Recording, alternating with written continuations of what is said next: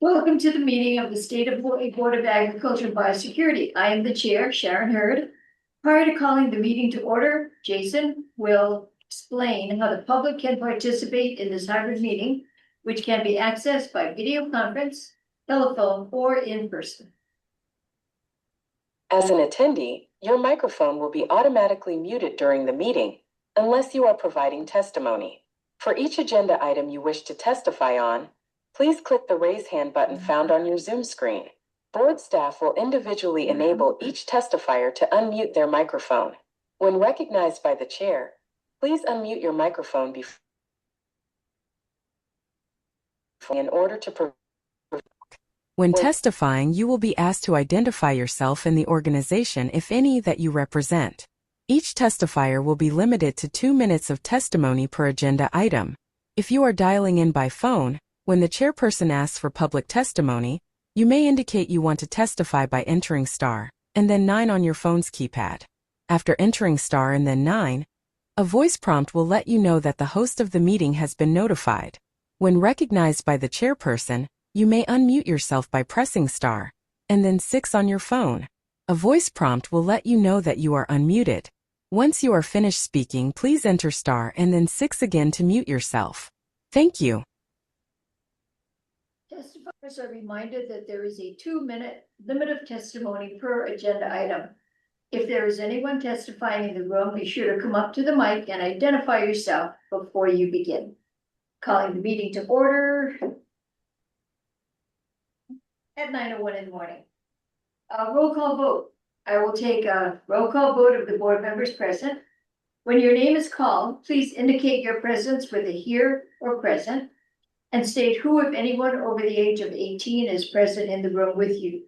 This also serves as a roll call vote. For each subsequent vote, I will ask if there are any objections or abstentions.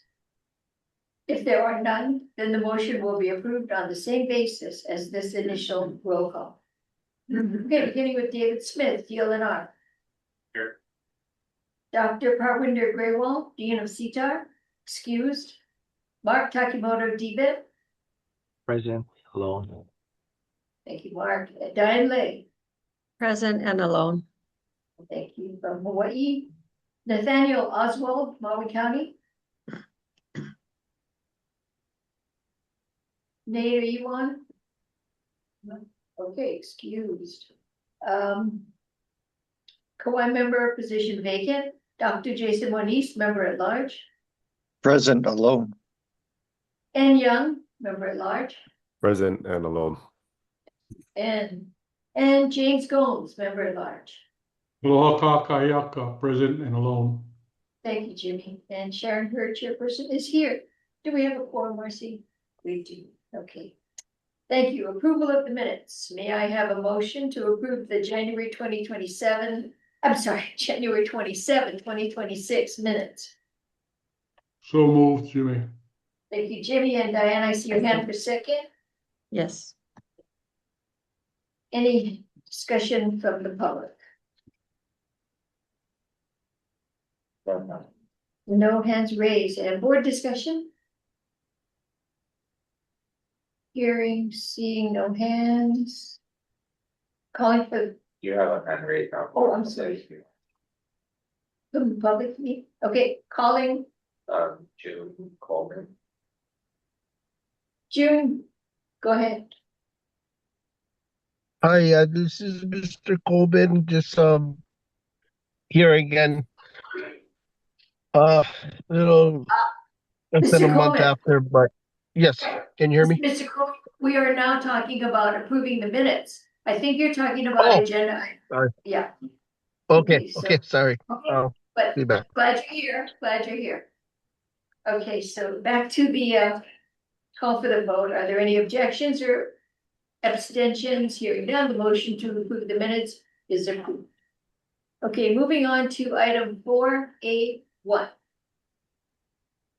This is the request for approval to rescind prior board action approving the assignment of general lease number S-4760 Mountain Meadows Incorporated, assignor, to Pana Eva Plant Company LLC, assigning And two, consent to assignment on general lease number S-4760 Mountain Meadows Incorporated, lessee assignor, Kaz's Nursery LLC.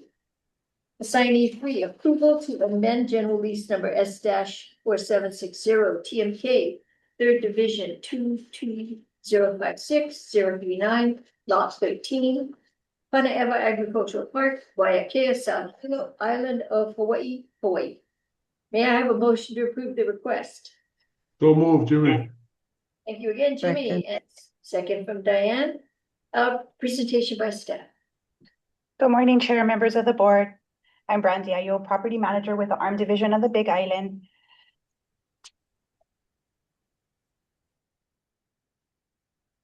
On May 7, 1982, the Department of Land and Natural Resources executed General Lease 4760 to Donald Shintaku and Helen Shintaku.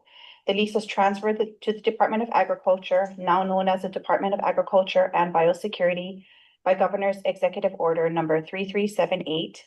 On August 25th, 2009, the Board of Agriculture, now known as the Board of Agriculture and Biosecurity, consented to the assignment of lease from Donald and Helen Shintaku to Mountain Meadows, Inc. Since taking over the lease, Raymond Tanoy, owner of Mountain Meadows, Inc., developed a successful and thriving farming operation where he cultivates a large variety of landscaping plants, providing plant materials to many landscaping companies throughout the Big Island. On February 25th, 2025, BAB approved the consent to the assignment of General Lease 4760 from Mountain Meadows to Panaeva Plant Company, LLC. However, the transfer was unsuccessful and a mutual cancellation of the assignment was submitted to DAB. Over recent years, it has become difficult for Mr. Tanoe to maintain the farming operation due to health issues. Pursuant to the terms of the lease and the HAR, Mountain Meadows, Inc. is requesting to assign the lease to Kaz's Nursery LLC, which is owned and operated by Reed Kishinami and Maximus Yaramai, Reed and Maximus have significant experience in farming. In addition to owning Kaz's Nursery LLC, they are also successful owners of Resort Management Group, which is a leaseholder of 4 parcels located in the Keohole Ag Park on the Big Island. Resort Management Group is well respected in the agricultural community and is known for their nursery and landscaping plants and materials. Mr. Kishinami and Mr. Yaramai together have over 22 years of experience in agriculture. Kaz's Nursery's plan of utilization and development is to continue the well-established and successful farming operation that was originally developed by Mountain Meadows.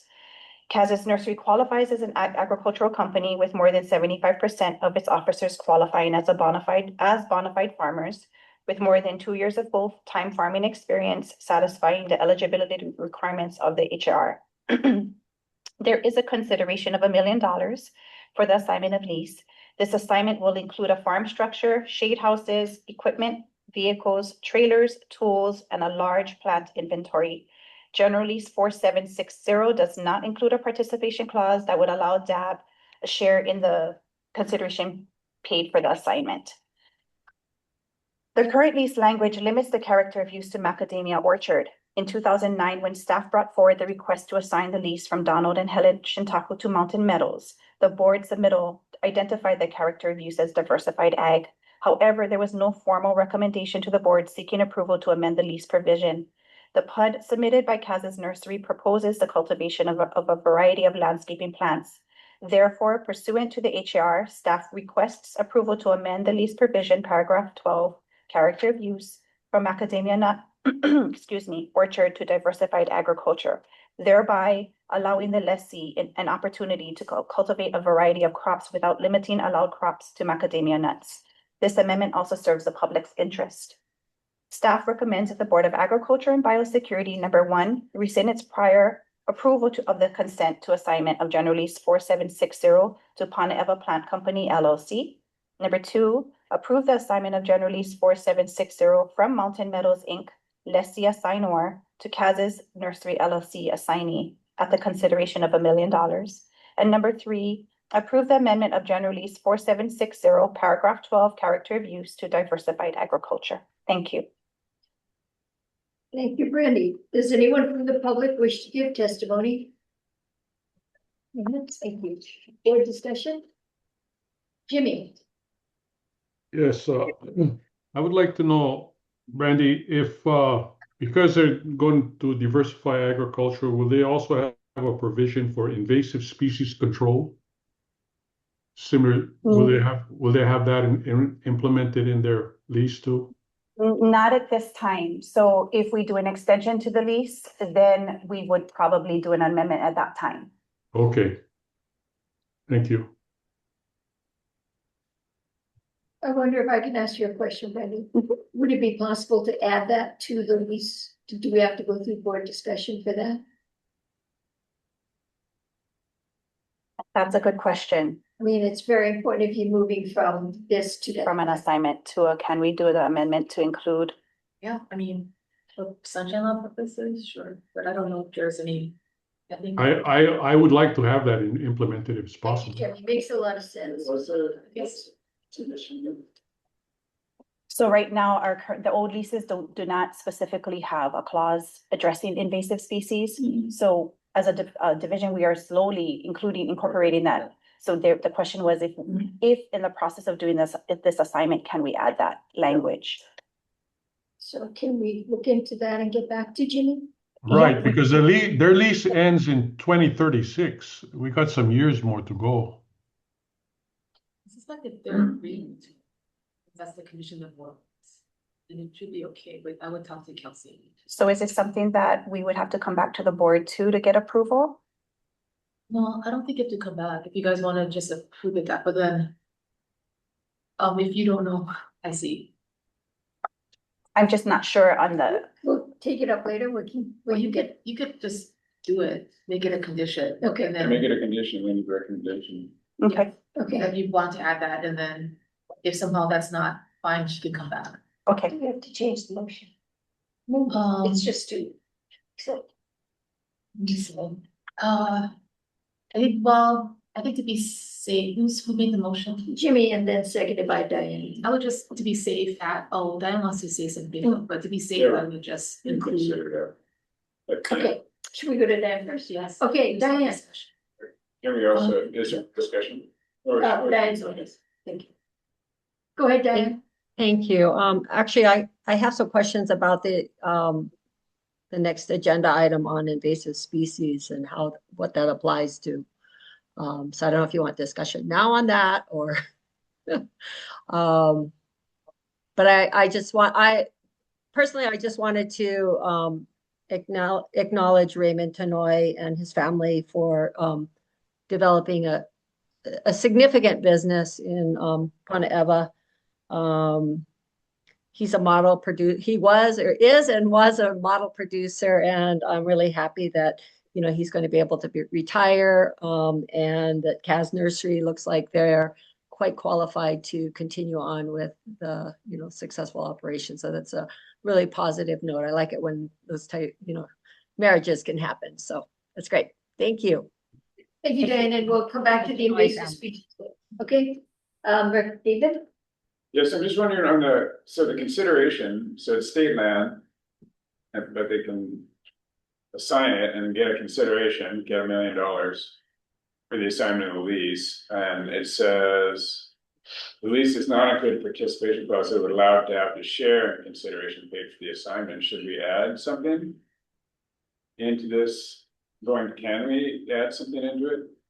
Like, is there a standard clause, participation clause, that we're allowed to have to? I know our newer leases do, but these are leases that we inherited, a lot of them from DLNR. So those are just a standard language in the leases. Some of them do, some of them don't. Why, I'm not really sure. But in this case, even we still did the test, and the plant inventory alone far exceeded the $1 million. Okay, so do we want to amend the motion? To have. You still got Ian Young. Oh, I'm sorry, and I didn't see your hand up. Go ahead, Ian. His hand brown is white. Back in the room. Morning. I'm generally in support. Brandon, just a couple questions. Changing the character use, does that change your rent basis? No, not in this case, it shouldn't. Okay, and then I kind of the same question on consideration, and I think, the overall concern is that, we just don't want to have what's happening in Honolulu as far as, consideration becoming kind of part of a comp, and driving up prices for other folks. So I think, in terms of the clause, it's probably a war of attrition, and, we kind of just wait those out and standardize over time. I think for the packet, it would be good for us, because when I first looked at it, it said macadamia nut orchard, $1 million. There's no way, that can be correct. So maybe in the packet, just have like, you said the plant inventory far exceeded the collateralize that, right? So, if we could have maybe a short itemization, not item by item, but maybe like a grouping and some estimates, so that, we can understand whether there's kind of juice on the top, you know what I mean? So moving forward, regardless if there's a participation clause, you want us to include? If there's a Sometimes. participation clause, well, okay, I think maybe we'll leave that for later. I guess in this instance, I think, just having an idea of what that inventory was. It says there's a house, but, like what condition is the house, and kind of all that kind of thing. Yeah. So, we can. I just want to be clear. There's a farm structure. It's not a dwelling. It's like an Okay. office. Yeah. I just want to, just for the record, make that clear statement. Okay. Yeah. No, just so I understand kind of what makes up the inventory, or what makes up the consideration. Okay. Again, thank you. Thank you. And Diane, excuse me, Diane. Yeah, sorry. So if we're going to add the invasive species clause, I have questions about what's included, or what the department is considering to be invasive species. I mean, the next item on the agenda is in reference to Keahole Ag Park, and I know the department is doing its best to try to, as well as its partners, to try to control the coconut rhinoceros beetle spread. But I just don't quite understand how this is being proposed in terms of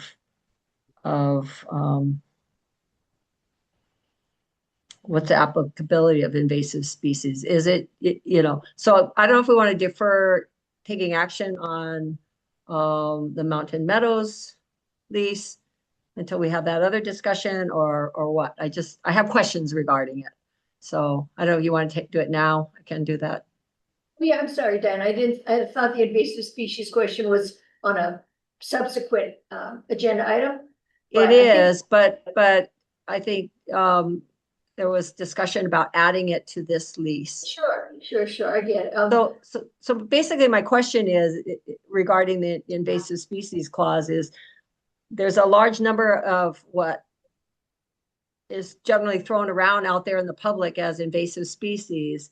So what is the department, do they have a specific list? Does it include CRB, little fire ant, coqui frog, varroa mite? What's the extent of it? And, and what it would be the economic impact to ag resource management?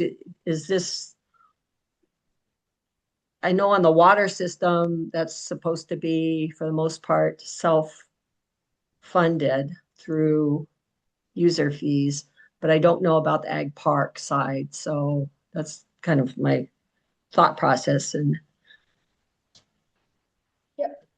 so Thank you, Diane. So go ahead. So I think if you look at the provision, I mean, I don't want to skip to the next agenda item, but it's actually written out in the next agenda item, and it refers to your HAR 468 and 469, and it would be the invasive species identified by the department under those chapters. Which I don't know all of them offhand. I know coqui frog, I think, is in the actual law for invasive pests. And I believe fire ants too. And fire ants are written out, but the rest have to be established by the department through a whole in compliance with 469, I think, and they have a list. And it would be those things, not just something somebody said was invasive. It would have to be established by the department as an invasive species. Right, and if I recall correctly, it's quite an extended list, so then that creates that this clause creates a burden on the lessee as well as the department if we are waiving rents. The burden on the producer to control something that may not be impacting their operation. And But but I also understand the balance between protecting public lands and public resources, but also, you know, if we're offsetting rents to manage these invasive species.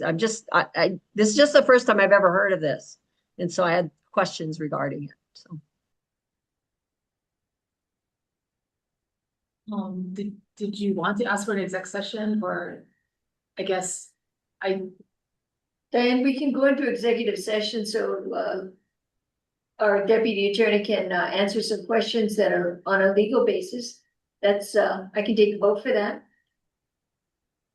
But I think there are also actual other laws under 158, under these chapters about taking care of invasive species, because this is just another sort of tool to hold the lessee, because they're actually on our property, accountable for the invasive species and not just ignore it. Because the problem with invasive species is if we're trying to either eradicate them or maintain them, time is of the essence. And I think we want to work quickly. So part of this is to allow, for example, the department onto the property to inspect, because sometimes the person won't even allow that or won't answer. So if we have nothing, we may still use these other tools with warrants and things like that, but it'll look kind of embarrassing that we have a lease and we gave this property to them and we protected nothing of our own property. I think that's gonna be why this exists. And I understand that. I understand the fiduciary responsibility and the need to, but there are invasive species, and I'll use the example of little fire ant that has, you know, the department has, you know, has I don't want to use these terms, but given up on controlling it on Hawaii Island because it is so widespread. So then are we putting a burden on the landowner, that particular landowner, which is not, yeah, I mean, or not landowner, lessee. So Sure. I guess. Sorry. So no, so in most cases, the farmers take the initiative to combat invasive species to begin with, because it's like, for example, we're talking about the fire ants. So in most cases, the farmers are taking care of that on their own. It's just giving this now putting the responsibility in writing and adding it as a condition of their lease to do so. And to help, it's a partnership, right? It's the state partnering with our lessees to make sure that the invasive species don't get out of control. Yeah, and I really appreciate that. I just, you know, again, this is the first I've heard of it, and you know, I don't know what that, you know, what the trade-offs are here, you know. And again, I don't know that. I know people that are producers who live with little fire ants because, you know, they tried control, but they recognize it, you know, that it's too costly or whatever, you know, it's too much management time. So yeah, I just, you know, and then the question about what the burden on the department is in terms of is ARM self-funded on the lease sides as well as on the water side. So that's just, you know, I'm just mulling it. How's that? I think it's a good one. And I don't really have any, I guess, legal questions about it. I mean, well, I do have legal questions, but you know, I mean, I'm not sure that we need to go into executive session to answer any of them. So yeah. Before we move on to Dr. Moniz, Brandy, maybe at the next board meeting, we could have at the end, an informational briefing on when this clause was added to the leases and then under what conditions, and then maybe a copy be sent to the board as to the rules that govern it. That might be good discussion for the next, is that okay, Dan? You might want Okay, John. I really appreciate the department being proactive on this. This is a good way to approach it. I just hope that it works out well. To on all comply with the sides. law, so to the extent it's required under law anyway. And the extent that we have a responsibility under our pest control and plant quarantine to take care of these invasive species, That's right. it doesn't matter about the cost. yeah. So I think Jonathan would help to. And what we're Help the board. suggesting is the next time, Brandy will be side by side with Jonathan to answer not answer questions, but discuss. Just to discuss. Discuss, Okay. absolutely. But it's a good question. It's a new consideration because of the list of pets. But to answer one question, Diane, there is an official list of invasive species that we maintain. I think they're called pests, but in any event, not every pest, you mentioned varroa.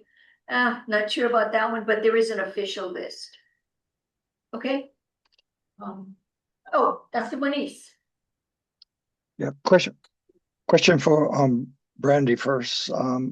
This particular lease, are invasive species out of control from a practical standpoint? On this particular lease, no, Yeah, not that I'm Yeah. aware of, no. okay. And then I totally understand where Diane is coming from. I lived through that. I can tell you that you can easily spend the majority of your resources dealing with invasive species on a lease.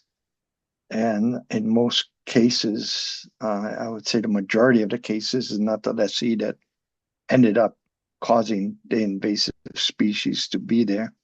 The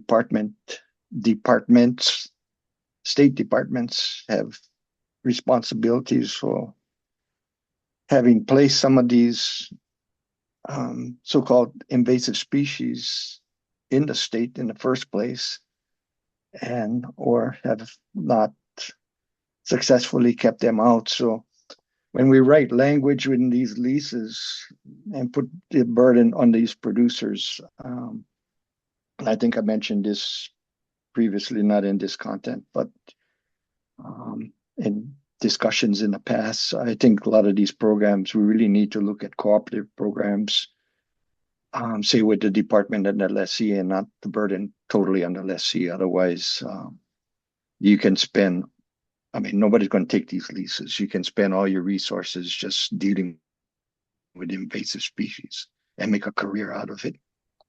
Anyway, my comments, that's it. Thank you, Dr. Moniz. Any other discussion by the board?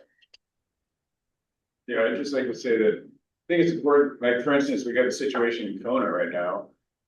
I think we need to be able to control how invasive species are managed and or possibly moved off of state leased lands.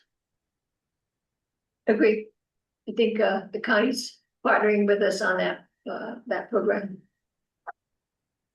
Yeah, thank you, David. If there's no further board discussion, I'm gonna ask, is this motion intact? So right now you haven't amended the motion, so it's exactly this. Okay, If you wanted to add anything to what you're amending in the lease, you'd have to spell it out so that the members know what they're voting on.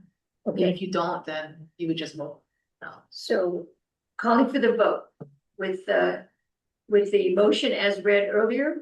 Are there any objections or abstentions? Hearing none, the motion is approved. I guess I have to say it's unanimous. Thank you, Brandy. Moving on to item 2. On the agenda is request for approval to amend the Keohole Agricultural Park leases to include language adding an invasive species control provision and waive administrative fee of $30 per lease for a lease amendment document. And 2, waive lease rent up to 1 year for Keohole Agricultural Park lessees under certain conditions. Keohole Agricultural Park, Phase 2, North Kona District, Island of Hawaii, Hawaii. May I have a motion to approve the request? So move, Jimmy. Thank you, Jimmy. And looking for a second?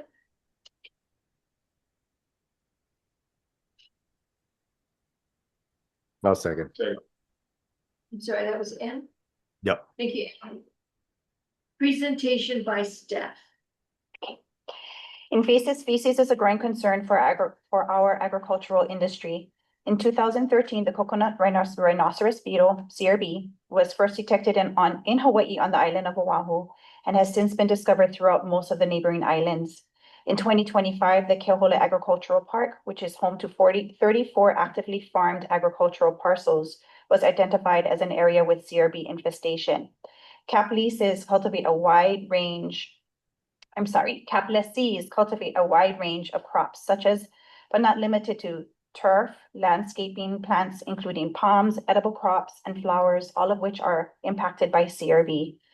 The originally issued cap leases do not include specific provisions addressing invasive species or lessee responsibilities when such species are identified on or near the leased premises. However, when leases are extended, the Department of Agriculture and Biosecurity has been amending them to include the invasive species control language used in DAB's current lease form. To date, 6 of the 34 cap leases have been extended and amended to incorporate the current invasive species control provision. Unfortunately, the 6 amended leases did not define invasive species control and will therefore require a further amendment. Pursuant to the HAR, the Board of Agriculture and Biosecurity has authority to waive rental payments due to natural catastrophes and other external factors beyond the lessee's control and determine the period for the waiver. Under this authority and in an effort to achieve uniformity in the cap leases as they relate to invasive species control and to combat the spread of invasive species and support our cap farmers, DAB's Agricultural Resource Management Division recommends offering eligible cap lessees who are in good standing a waiver of up to 1 year's rent, provided that the lessee, number 1, agrees in writing to execute a lease amendment to add the invasive species language used in the current and updated DAB lease form. Number 2, submit invoices and receipts acceptable to DAB showing purchase of goods and other services specifically related to the eradication or control of CRB on their cap lease parcel. All such invoices and receipts to be dated within the period of July 1st, 2025 to December 31st, 2026. The waiver will be equal to 1 year's rent or the total value of invoices and receipts deemed acceptable to DAB, whichever is less. Attached as Exhibit A is a list of all of the cap lessees or leases, including lease number, lessee name, TMK, and annual rent. Those 6 leases marked with an asterisk have been extended and amended, but require further amendment to include the definition of invasive species. ARMED is requesting approval to amend the cap leases in Exhibit A to incorporate the current invasive species control provision. The provision will include both operative language and a definition section, The HR requires ARM to collect a $30 document for the preparation of lease amendment documents. However, the board has authority under the HR to establish reasonable fees for services rendered by the division and for preparation of documents to be issued. Under this authority, ARMED is recommending that the board waive the standard $30 documentation fee for lease amendments authorized under today's action. On January 23rd, 2026, the DAB held a public meeting in Kailua Kona to discuss CRB and its impact on CAP. During the meeting, DAB staff surveyed the lessees in attendance about their interest in a rent waiver to help offset the costs associated with the eradication and control of CRB within CAP, and the response was favorable. Accordingly, ARMED brings the lease amendment request today for the board's approval. Staff recommend that the Board of Agriculture and Biosecurity approve the amendment of the applicable leases listed in Exhibit A attached and located in the Keauhole Agricultural Park to include an invasive species control provision pursuant to the HRS and waive the administrative fee of $30 per lease document fee for each lease amendment document processed under such approval, and waive up to 1 year's rent for eligible cap lessee that is in good standing on the terms and conditions specified in the background section above pursuant to the HAR. Thank you. Thank you, Brandy. Does anyone from the public wish to give testimony? Oh, no hands, thank you. Board discussion.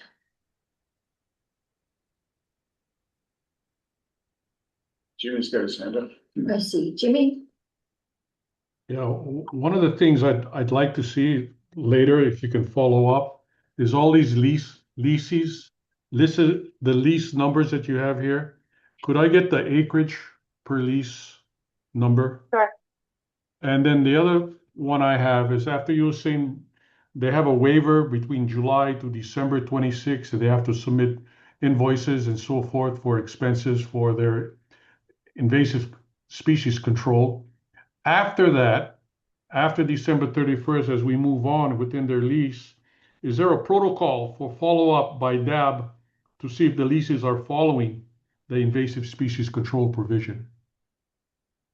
Well, we do inspections on a yearly basis for the properties, so that would be one of the times that we could follow up with regard to if they're following their invasive species protocols. But I know that the farmers are working with the plant industry, and they would be better to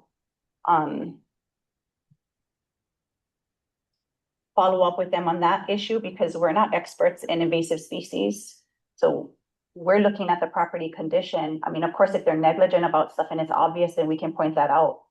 But it wouldn't be necessarily us to. Yeah, so it's a good question, Jimmy. Yeah. We will bring that to the attention of the plant industry folks and check if they have regular follow-ups with ARM as to who is got an issue. Okay. Okay? And I'm sorry, I thought there was another handout. Oh, there is. That'd be N. And why is head brown? Heard that one before. Okay, so just to clarify on the motion here, that first provision is, we're approving the amendment of leases. Are we doing that, or are we approving an offer to the lessees? Because this isn't, this is not mandatory. We're saying we will waive 1 year rent if you change your lease to include the control provision. That's a good point. Can we change the language to offer? Is that something? I don't. Because we're not requiring them to do. Yeah, because it's not a requirement, right? Because if they elect not to do the amendment. Because I don't understand the legal question. What are you offering? I mean, you're asking to. He's saying it's a double thing. We're amending the lease to add the language and we're waiving the fee. But his point is maybe we don't have to waive the fee if there's no amendment. Yeah, you would Well, waive it. Yeah, that's part of it. The first part is that, the way it's written is that we're approving amendment of the leases, right? But if people refuse, there won't be a lease amendment. Okay, so I think he's saying approve the offer to an amendment. yeah, so there won't be a lease amendment, so there won't be a cost to be waived. I guess that's why I don't understand. Okay, yeah, no, that makes sense. So there is this provision, it's just that you want to add a definition. No, so some of the old leases do not include the provision. There were six leases out of the total leases that we have, I believe 46 leases that we have, or 43, that were previously extended, and we included the invasive species language when we did the extension. However, we did not include the definition of invasive species, so we have to do a further amendment to include that language. And that's the $30. That's the amendment. That is one of the, that's another amendment. So we're amending those that were previously completed. And now if any of the lessees want to amend their lease and provide us with. I see, but okay, so are we concerned about the waiving up to 1 year's rent? Is that what he wants to condition it on? I mean, my concern is that it looks like we're approving like a blanket amendment for all the leases, and if the lessee doesn't want to take the amendment, then they don't have to, right? But if that's not a concern, then I'm fine. Well, I don't think I don't think we can force the amendment. No, we can't. Yeah, that's why I don't want it to appear like it's looking like we're trying to, right? I think we're just offering it and then we're waiving it. But is the waiver of the 1 year's rent conditioned on the amendment? Yes, so they have to do two, so they would have to do the amendment and provide us with receipts showing that they've taken action to take care of the invasive species, particularly CRB, Okay, They get reimbursed, they would have to do get the amendment, reimbursed, And correct? they would have to provide receipts, and they get reimbursed up to their rent. The for 1 year, receipts. correct. Thanks. So, so is, and still a question? so, and would you like to recommend no, he's nodding, no. Okay, so there's no amendment to the motion? No. Okay, recognizing Diane. Thank you, Chair. So thank you for clarifying that, yeah, it's an option to amend the lease. But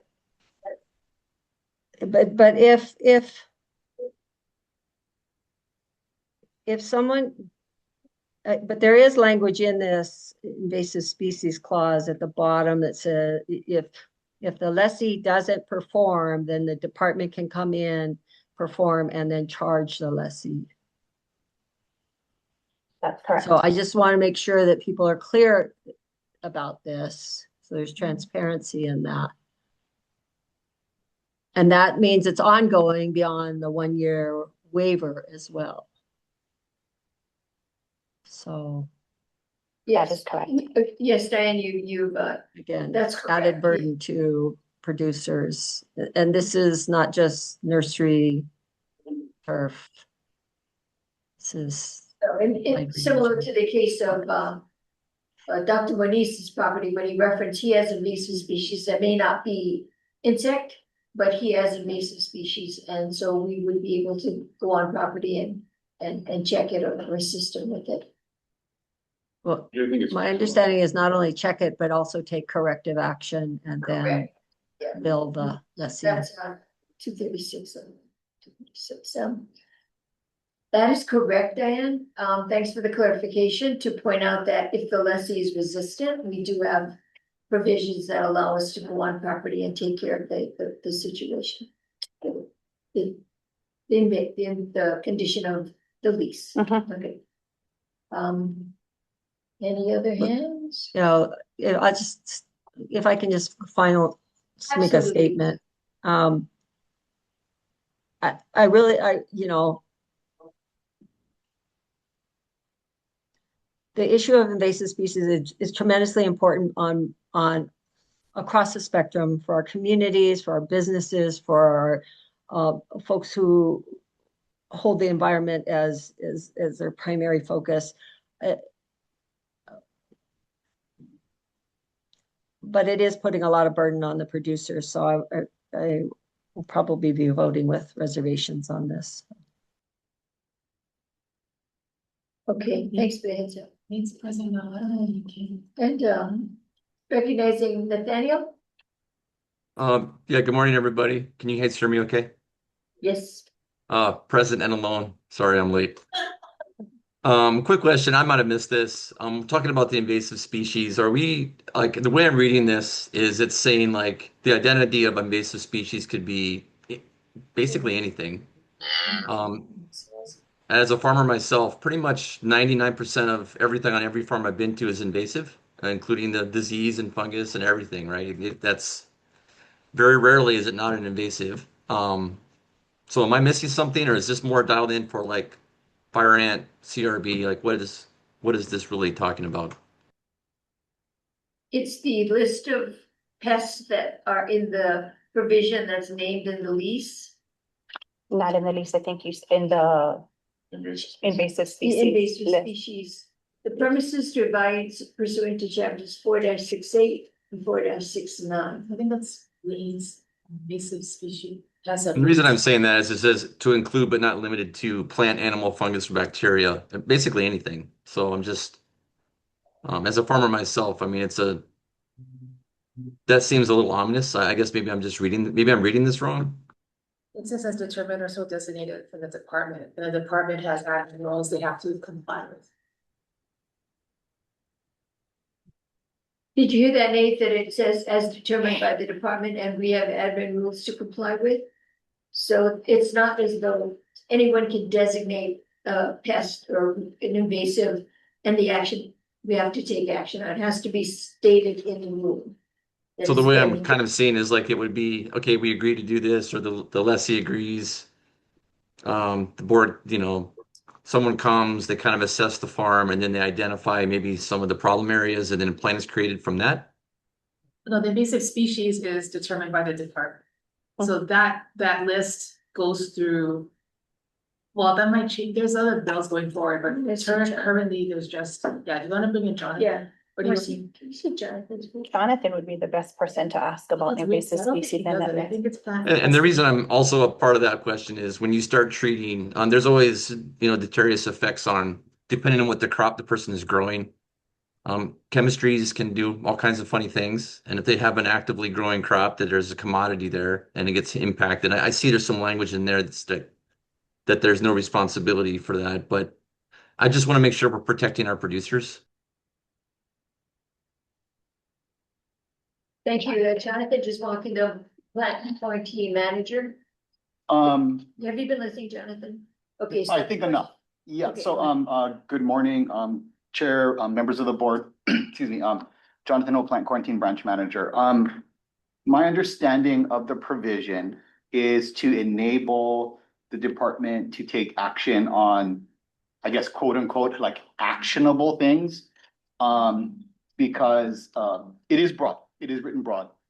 And I think the intent is because the leases are for so long that there may be something that is introduced or found later that is requiring control or eradication, but yet the lease may or may not cover it. So I think the goal is to use the rulemaking 4-68, 4-69 to manage the specific species that the lessees need to deal with, and then have the lease be flexible enough for us to be able to work with them to deal with the control and eradication processes in perpetuity.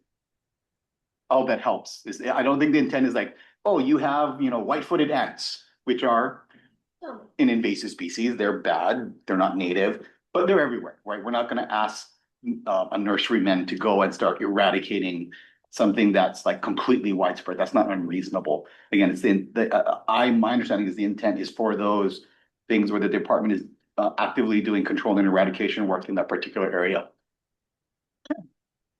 Understanding is, for example, if we are doing control and eradication in a full area and we have one person not cooperating, that is hundreds of thousands of dollars that the department has wasted by treating everybody around, because that will still spread out again. And sometimes those people don't answer, they don't let people on the property to do an inspection. It's for those kind of things, because then that particular problem will still be in the community and the department will lose much more money trying to treat everyone around and not having cooperation from like maybe one or two people or few. Who does who would be the appropriate treaters? Like if you got on for conversation, 10 farms, they all have to treat. Do they bring in like a licensed applicator who goes in and they treat it all at the same time, or like how does? It would depend on the pest. Like, so for example, I mean, I guess obviously Kehoe is not a good example, but I think like little fire ant, for example, right? The chemical in of itself doesn't require a licensed applicator to apply, right? So they could, most of the folks would have folks that understand how to use pesticide, how to use them appropriately. We can help guide them with the application. They don't need to get an applicator, but for example, if you're going to be using like a fumigant for like green waste, for example, obviously I don't believe there's any farmer that has that type of capability. So I think that's going to be a different issue. But I think again the intent is to be somewhat flexible in terms of trying to get the control and eradication work done. Nate, any further questions? Not right now. I'll soak on that a little bit. Thanks, Jonathan. Thank you, everybody. Thank you. Dr. Moniz. Yeah, I'm gonna pull a little bit from my experience, and I'm guessing what's trying to be what you're trying to accomplish here is similar to what we were doing with animal industry. When we come across certain infectious diseases, and they were, if we went into a farm that was infected, and it was one of the regulated programs, typically USDA would have funds if we had to depopulate that farm, that they would pay the producer, and we try to get the producer whole. Sometimes that doesn't happen, but you try to get close. And I think plant industry has an issue with the coconut rhinoceros beetle they're trying to deal with. They probably have no source of funds to reimburse the producers or the lessees for the work, but ARM has a means of coming up with some funds to assist with that. And that's probably, you guys can tell me if I'm wrong, but that's probably what you're trying to accomplish. But I think the board members are correct in that the language is so broad that it's, again, you put anybody out of business. It may not be you guys, you're practical. You're going to go after, something that's in front of you and try to get it solved with the lessee. But 5 years from now, 10 years from now, that language is there, and you don't have somebody that's so practical in the position, or attorneys. Those lessees, they doomed. I mean, you spend all your resources, just like I mentioned previously, you spend all your resources just dealing with invasive species, and you don't have a farm anymore. So I would be in favor of seeing that language adjusted. If it's CRB focused on, adjust the language for CRB, adjust the lease waiver specifically for controlling the problem that's in front of you right now that you're trying to control. That's gonna take. Yeah, so Dr. Manise, previously Jonathan had mentioned that because of the length of the lease, he's trying to, the wording is flexible because God forbid, right, in some point in time in the lease, Red imported fire ant. red imported fire ant should come in, and it takes a while to declare it to be, what is it, like a couple months maybe, to declare it to be an official pest? I mean, Anyway, the point is, we want the flexibility. emergency, or there's all this different stuff, but I mean, there are rules governing how the department decides. It's not like one person in the department just decides that it is and we just go after it. There's rules to follow, but there's exceptions for emergencies or those kind of things as well. But yeah. So are you okay with that, Dr. Manise? Diane, what's up? Where's David? Okay. So, Dr. Manise, are you okay with that we just keep it flexible instead of identifying? Well, he may not be, but he said he's not. He's not, okay.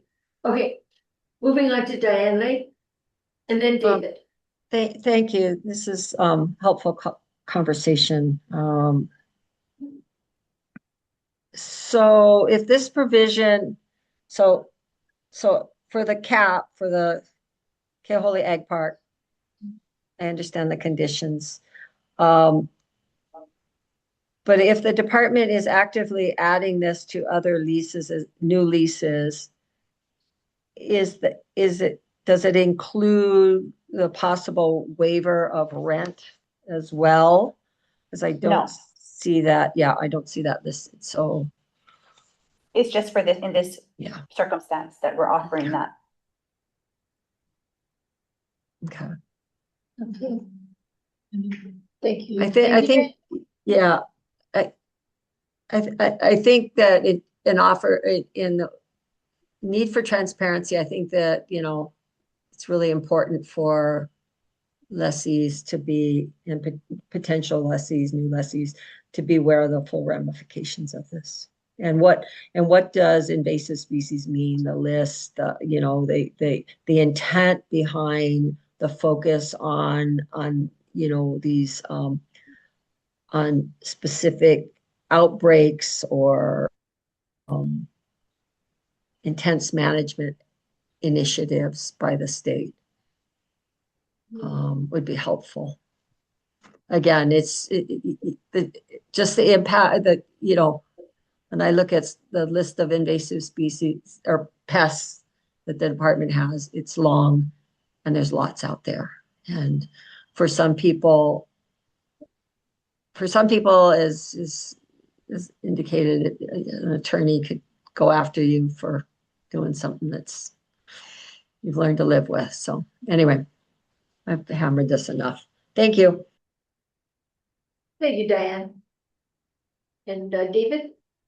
Yeah, I understand the argument about the business, potential business impacts or economic impacts, but I think there's also a responsibility on the part of businesses to have, and in particular agricultural businesses, to have proper cultural practices that don't impact the rest of the environment, society. I mean, there's enormous economic impacts from some of these invasive species, so we shouldn't be operating in a way that's allowing things to spread and just say, oh, sorry, it's too expensive, I can't deal with that. The plant industry is a major vector of a lot of these invasive species, and so I think it's reasonable to expect the industry to operate in a responsible fashion and control these things and not just be saying, well, we don't have money, or, we can't afford to do that. And so, and especially when we have state land, we have the ability to, require that people actually comply. So for instance, in Kona, we want you to comply with CRB regulations. We don't want CRB to spread. And if we just have somebody that's can do whatever they want, then that can be, like we were talking about earlier, little fire ant, things like that. And there's other much worse things on the horizon that could come in here. So I think it's really, and I think it also benefits the industry generally. Like, what happens if CRB gets widespread on the Big Island? What's going to be the economic impacts of that? What's going to be the impacts to the agricultural industry? So and economics more broadly. So anyway, I think there's a responsibility to participate in invasive species control and management, and I would just like to see that be a requirement on state basis. Thank you, David. Any other board discussion? Seeing none, I think for purposes, since there has been some discussion, I'm just going to restate the motion that we're voting on. The motion reads, request for approval to amend the Kaho'ole Agricultural Park leases to include language adding an invasive species control provision and waive administrative fee of $30 per lease for lease amendment document, and waive lease rent up to 1 year for Kaho'ole Agricultural Park lessees under certain conditions. Kaho'ole Agricultural Park Phase 2, North Kona District, Island of Hawaii. Okay, so calling for the vote. Are there any objections or abstentions? Hearing, seeing none, motion is approved unanimously. With reservations on my part. I'm sorry. If she Thank does you. with reservations, do I need to? It's still approved. Same. Do I need? It's with reservations, just noted, but it is, I guess. I should do a roll call. I'm not sure. I don't think you need a roll call, just keep track of, because it's technically. It's technically unanimous, but I would put note in the minutes that they both did it with reservations. But take a roll call. Okay. And that's always the safest. Safest way to go. We're Safest gonna way go to with the roll call vote on this provision. Thank you, Jonathan. Okay, David Smith. Right. Dr. Parwinder is excused unless he's since joined. No? Okay, Mark from Tibet. Yes. Diane Lay, Hawaii member. Aye, with reservations. Okay. Nathaniel Oswald from Maui County. Aye, reservations. Okay. And Jason Moniz. I with reservations. Okay. And Young. Sorry, mic was off. Yes. Thank you. And James Gomes. Aye, with reservations. Okay, so the motion is carried unanimously with 4 voting with reservations. Okay, thank you. Moving on to the next item on the agenda, which is item 3, which is the request for consent to assignment of general lease number S-4802, Robert Y. Fujitake, assignor, Kathleen T. Tiamson, assignee, TMK 3rd Division 15116-038, Lot 11, Hawai Agricultural Park, Kione Pokoiki, Puna Island of Hawaii, Hawaii. May I have a motion to approve the request? So moved. Diane. Thank you, Diane. And a second? Second, Jimmy. Thank you, Jimmy. Presentation by staff? Earl is gonna be presenting. Pardon? Earl, and maybe. Burl? Not that one.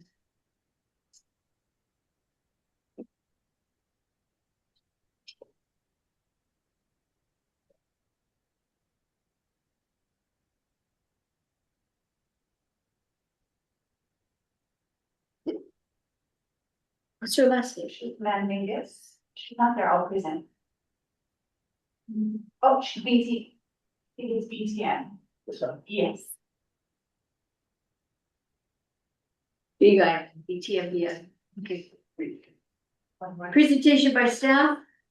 Hi, good morning. Can you hear me? We can hear. Hello? Does she have video? No, she was, she's presenting. Okay. The board has to. If you have the capability to be on video, please do. If not, we're fine. Okay, I do have it.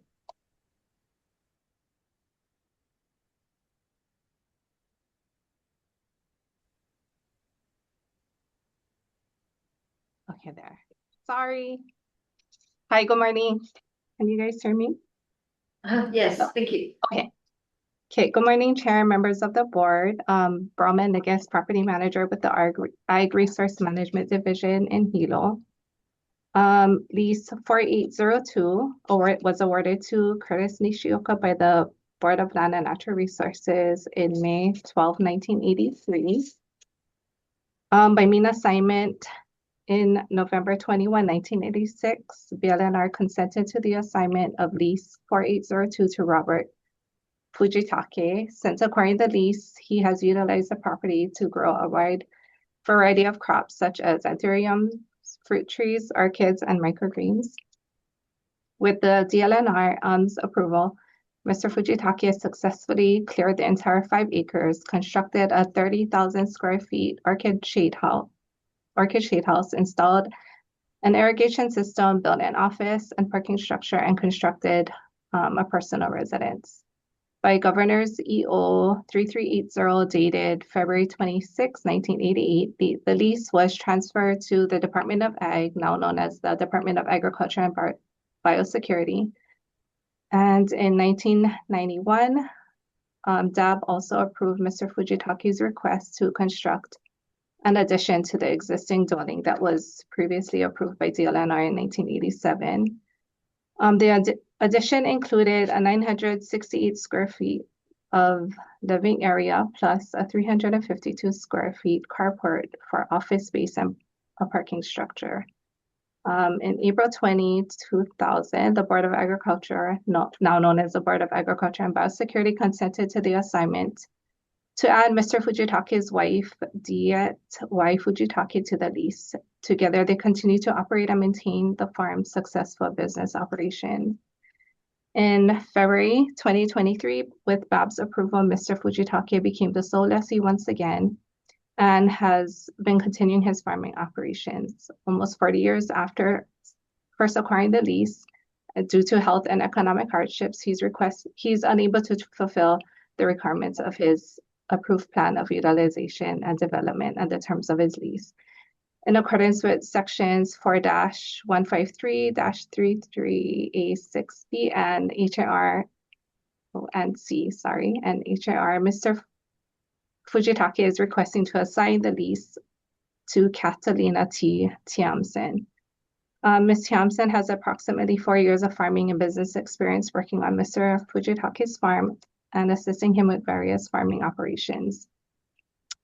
Her PUD of the property is to revive and grow various fruit crops such as passion fruit, bamboo, bananas, coconuts, papayas, dragon fruit, cassava, kabocha, squash, sweet potatoes, and citrus fruit. She also plans to grow potted flowers, ornamental plants, and blue-green algae sorghum. She qualifies as a bona fide farmer with more than 2 years of full-time farming experience and satisfies the eligibility requirements pursuant to sections 4-153, 1 and 13 HAR.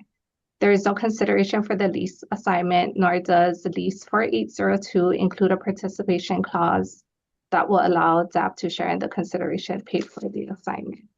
The recommendation, staff recommends that the Board of Agriculture and Biosecurity approve the consent to the assignment of lease 4802 from Robert Y. Fujitake to Catalina T. Tiamson. Yes, thank you. Thank you, Pearl. Thank you. Does anyone from the public wish to give testimony? Yes. Yes, we have a hand. Aloha. My name is Catalina Tiamson. Thank you for hearing my plan today. I wanted to address some of the prior considerations that you were having about the farms and invasive species. So over the course of 5 years, just to let you know my experience in business and what I've been able to do creating networks within this place is I actually teach for the College of Business of the University of South Florida. I teach both master's level classes as well as undergraduate classes in resource management, information technology management, and various things such as that. I co-team teach with another professor. And so this is how I've been able to, as the time has unfolded, build a plan slowly according to what I'm seeing the land is showing. Over the course of 5 years, we've experimented with several different types of crops. One of the things that I'm very excited to start growing is yellow Hawaiian hibiscus, which actually yields a crop of cotton. So we will not only be able to feed the people here, we will be able to partner with local artists and people who are creating things here on the Big Island, and they will be able to use this cotton at a very, very discounted rate, because our point is not actually to create a huge profit from this. It's to create a channel for artists to have specialized Hawaiian cotton grown here on state land. And what I'd like to tell you is, as I continue to present this plan, is I'm looking forward to working with this team. The cassava that we have is actually through a partnership that I've developed with the University of Hawaii's College of Tropical Agriculture and Human Resilience. They are actually going to be the ones who are providing the cassava, as well as doing the stem samples for various different types of projects that we are going to do. Because of that, we are going to be creating an active invasive species plan that is going to be backed by intelligence and resources, hopefully of not only community partners such as the University of Hawaii, but other places around here who might be interested in participating in a testing ground with the university of, like, what are some things that we can do to continue creating affordable and efficient, as well as doable plans for invasive species, and how can we take the recommendations? Could you begin to summarize, please? I'm sorry? Could you begin to summarize? Yes. So along with all of that, we will be doing all of this. And so I just wanted to show how we are. I'm also partnered with a woman who heads up Kopehale Farms. She is going to be doing an acre of bay leaf here, which she developed her final project through the Hawaii State University of Hawaii's Go Farm Orchard Plan. So these are the people who are involved in this collaboration project, and I look forward to working with you as well. Thank you for being here to testify on behalf of the project. Thank you. Does anyone else want to testify on this measure? No other hands? Thank you. Board discussion? Hearing, seeing none. Calling for the vote. Are there any objections or abstentions? Hearing, seeing none. The motion is unanimously approved. Moving on to item 4. It's a resubmittal. Request for approval to accept after the fact annual lease rent amount determined by appraisal for the May 1, 2024 rent opening under general lease number S-3109 through the cancellation date of the lease, Milton Coleman Jr. lessee, and cancel the general lease number S-3109, Milton Coleman Jr. lessee, and issue cancellation document, and dispose of the parcel to the public by negotiation, TMK 141018048, Po'olaupoco, Waimanalo, Island of Oahu, Hawaii. May I have a motion to approve the request? So moved. Thank you, David. May I have a second?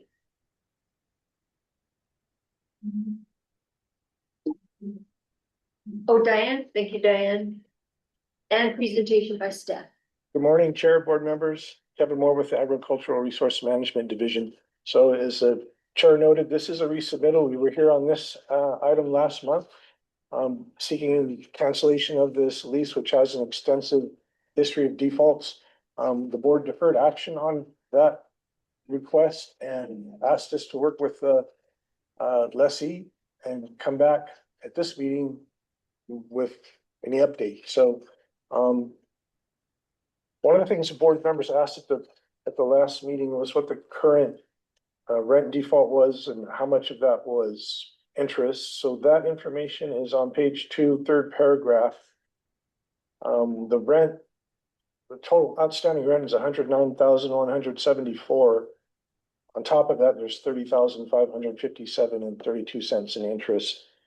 And the real property taxes unpaid with the city and county of Honolulu are $4,132.91. So after the meeting on January 27, our staffs contacted the lessee to set up a site inspection of the premises, and set that for February 10. Sent both an email and letter to set up that meeting.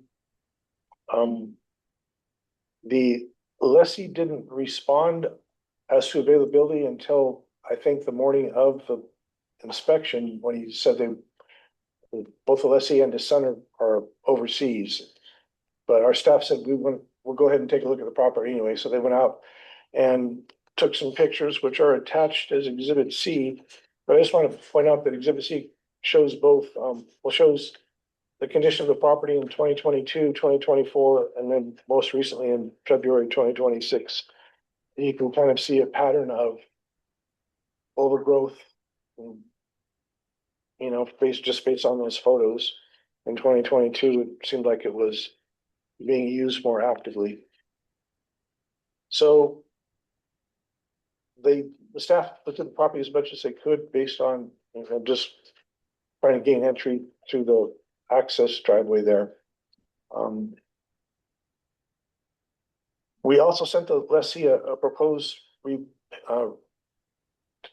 repayment plan for the outstanding rent that would have offered a 3-year payment plan with monthly payments of about $2,560, waiving all of that accrued interest if he made those principal payments regularly.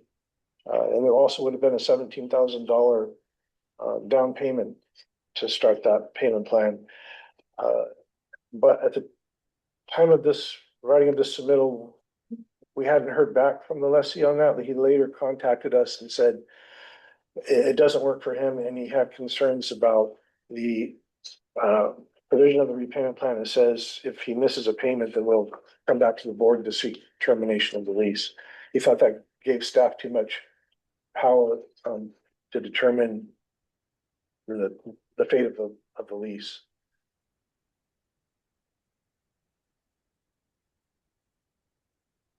So in short, we've been out to the property, but there's been no progress on rent payments.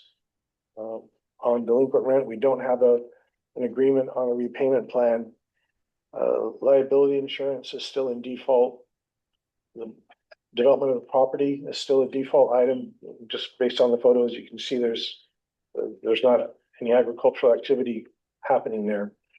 And so we kind of repeat the same request we had last month, which is our recommendations as Board of Agriculture and Biosecurity accept after the fact the annual lease rent amount for general lease number 3 S31109 is determined by independent appraisal for the May 1, 2024 rent reopening, which set the rent in the amount of $4,860 per year through the cancellation date of the lease. 2, that the board approve the cancellation of general lease number S3109 pursuant to section 4158 sub A8 of the Hawaii Administrative Rules and terminate all right, title, and interest granted to the lessee therein, effective as of the date of approval of the submittal. 3, authorize the issuance of a lease cancellation document to be executed by the chairperson and recorded with the Bureau of Conveyances. 4, authorize staff to prepare tax map key 141-1848 for disposition to the public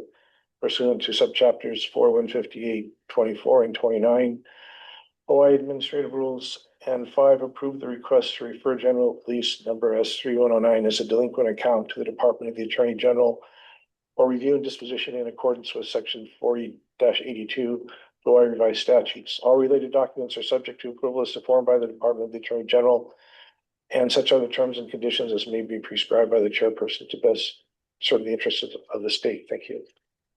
Thank you, Kevin. Does anyone from the public wish to give testimony? Yes, Jim Cole. Recognizing Mr. Coleman.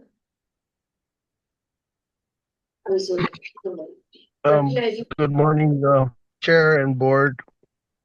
Not everything is accurate in the report, saying that there's no farming activity by just walking in just the front part of the farm without, there's like 25-foot huge banana trees that I don't see how that could be missed, but it's like taking pictures of negative, images of like guinea grass. But I can rest assure you, I shared some of the photos of recent, fruits, trees growing. Everything that I mentioned that we said we were going to do is being done there.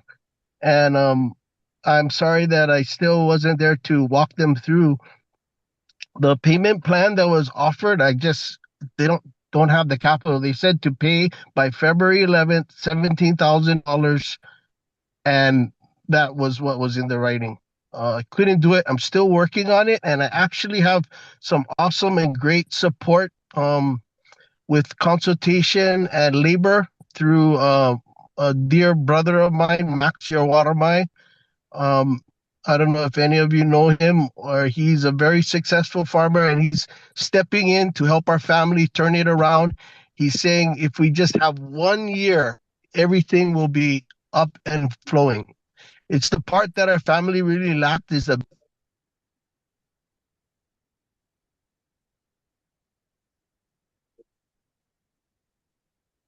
Mr. Coleman, I think we've lost you. So he's out. Okay. We're going to move on to other public who might wish to give testimony until we can reconnect with Mr. Coleman. Is there anyone online? Okay, so okay, moving on to board. Oh, wait a minute. Please continue, Mr. Coleman. Yeah, so as I was saying, I got people that are willing to help us, and they have the expertise and knowledge and track record to really get us back to where we were striving for. I've submitted the plan of utilization and development more than once with no response. We believe it's a good plan, and we have a team that's going to help us. As I mentioned, Max Yarwatamai, successful through RMG and many different.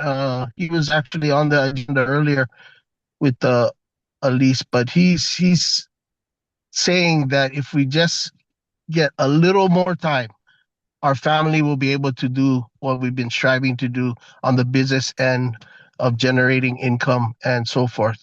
I'm just begging you guys, this is all my family has left. I mean, this is the only thing that my children have for their future and for the knowledge they have about farming. It's just the business side was something that we didn't really know how to do, but we have now expert in the field.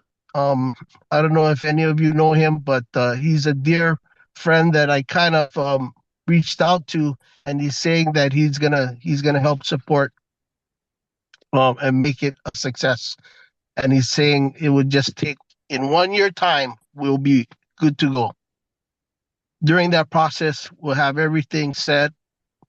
And I'm pleading with a bleeding heart. This is the only thing my children have to remain in Hawaii, and it's something that I know it's been a lot. A lot of the details what we went through isn't in the reports, and that's another story. But I'd like to.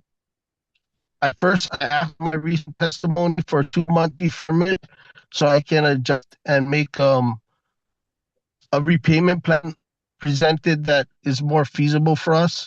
We were never informed about the reduction in the lease rent in 2024, and the reasons were they said people were retiring, people were resigning. Through COVID, that was a big drop in our plans. We had great potential pre-COVID, and then it just plummeted during that period. So we have a hand up to get us to where we want to go. Could you begin to summarize, please?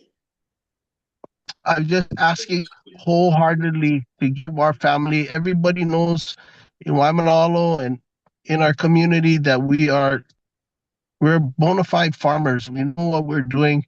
It's just the business side has been tough, but now we have a good plan and we have good partners to help us. Again, Max is actually on a flight to Maui, but I'm not sure if anybody will be able to zoom in right now, but I'm just pleading the board. I know it looks bad on paper, but if you go there and you see the natural farming that's taking place, we have some of the best soils, even according to the conservation plan. Soil quality is excellent.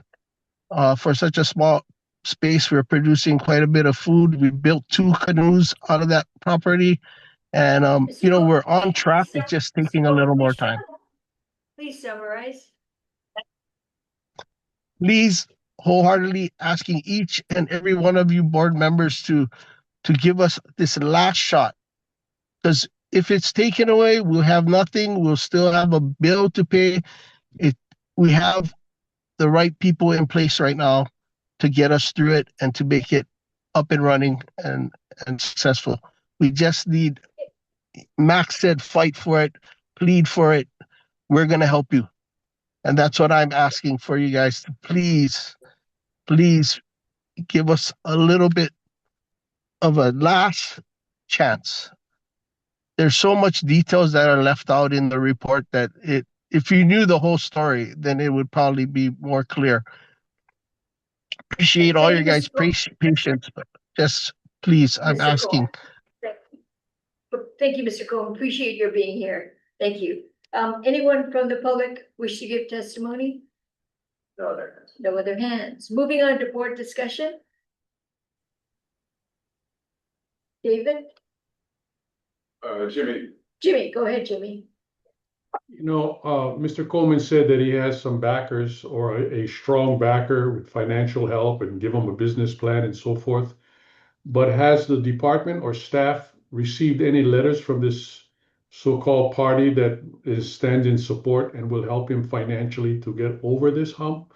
that he's asking for, and also specifying that in a year he can get this guy up and running. Does staff have any of that info? No, that's the first we've heard of that this morning.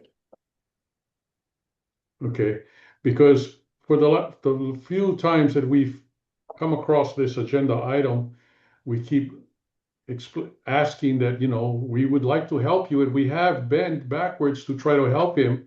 But apparently, there's more to be done. I feel a lot more comfortable if I had the people who are backing him financially to get him out of this hole. I feel a lot more comfortable if they were up here in front of us, presenting or supporting this Mr. Coleman's plan. That's all I got to say. Thank you. And before we get to Anna, recognize David. Yeah, I mean, I feel for Mr. Coleman, but we've been hearing the same story for a long time.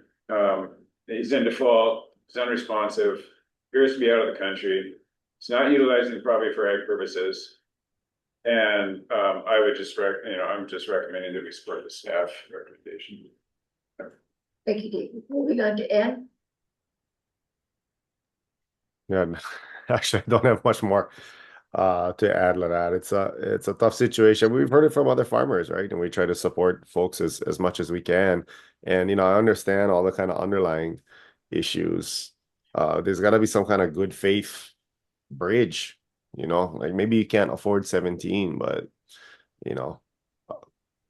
what can you afford, and what can you show us that is going to be indicative of good faith towards a department? Because it seems like a lack of communication and monetary compensation. So one or the other, maybe we can abide by. But I think the other thing is, right, in interest of the state, yes, we want to provide food, yes, we want to have people exploring new models, and kind of broadening our definition of agriculture and thinking about all those things. But there's a cost to that privilege, and there's other people waiting for that as well. Yeah. So it was give me another month, give me another 2 months, and then now it's a year. And I understand that maybe this plan is more solid than others, but this is a couple asks down the track, and maybe it is time to give someone else a shot. Okay. Thank you, Ann. And Nathaniel.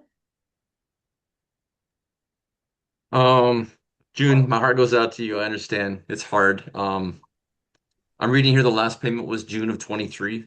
Is that right? That's correct. And there hasn't been any plan or a revenue expectation timeline, or I mean, a year from now, meaning that the production a year from now would meet these current payment plans, or has there been nothing in writing? No, we sent our proposed repayment plan, and the only response was that it was unacceptable. There was not a counter proposal with any timeline. One more question. If this lease is revoked or moved out, is there an existing water bill? Delinquency on the water bill there? No, this is not part of the irrigation. No water bill. Okay, that's all. Thank you. Thank you, Nathaniel. And Jimmy. Yes, one thing, when you look at the timeline of the defaults, this goes all the way back to 2015. Here we are in 2026. And then when you look at the footprint of the lease, where you got it in a red rectangle, S3109 on page 821, right before that, right below that, you have a TMK that says the area, and it's blocked off with blue around. By me looking at that picture alone, that greenery, it could be all of that overgrown guinea grass and whatever vegetation that's growing and trees and so forth. When you look at the other lots around there, you can see that there's work or ag going on. except the one that and the one below it. So, you know, I feel for Mr. Coleman totally, but I'm with Ian and so forth and the rest of the board members and Dave Smith. I think it's time for us to move on. That's my 2 cents anyway. Thank you, Jimmy and David. Yeah, I just wanna know, I mean, I feel for Mr. Coleman, his heartfelt plea, but it has been going on for 11 years. They're $109,000 in arrears with $30,000 in interest, tax balance of $4,000.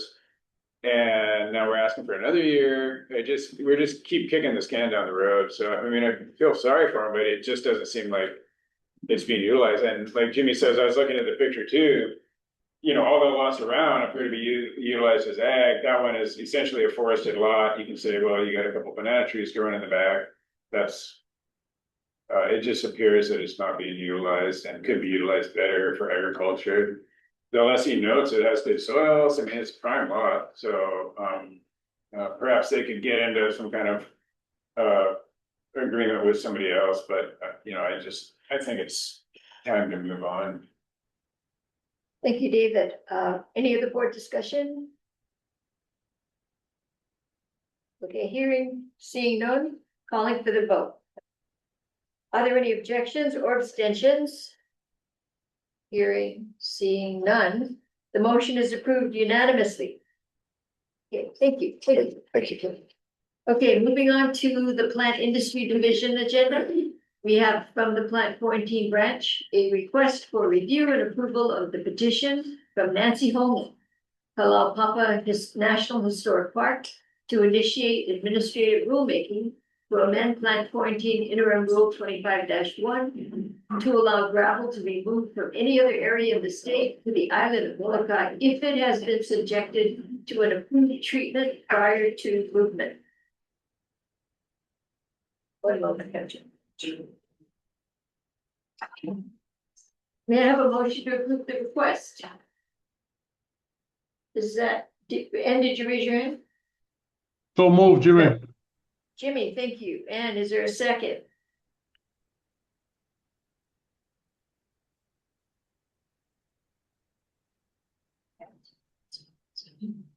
Nathaniel, second. Second. Thank you. Oh, thank you, Nathaniel. And so moving on to presentation by staff. Is Jonathan ready? Is Jonathan presenting or? Okay. One moment, we're locating the presenter. 5 recess. 5-minute recess. We'll take a 5-minute recess. Thank you. Back in the office back in the board business at 10:40. Oh, wait a minute, here comes Jonathan. I'm sorry. Oh, they just took, Okay, just. Oh, okay, no. We're gonna take a No, recess. no worries. We'll be back at 10:40. Thank you. Sorry.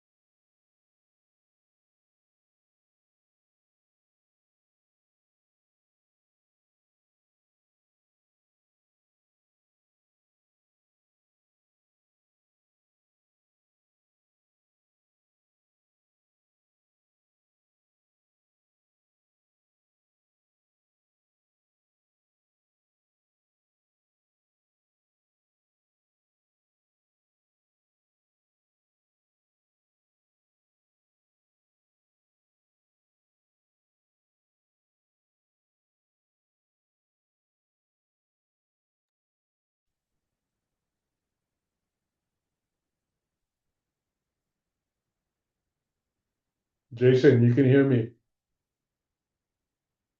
You muted. If you can hear me, you muted. Yeah, I can hear. Yeah, so it's staff that we're waiting. Okay, thanks. Shoots.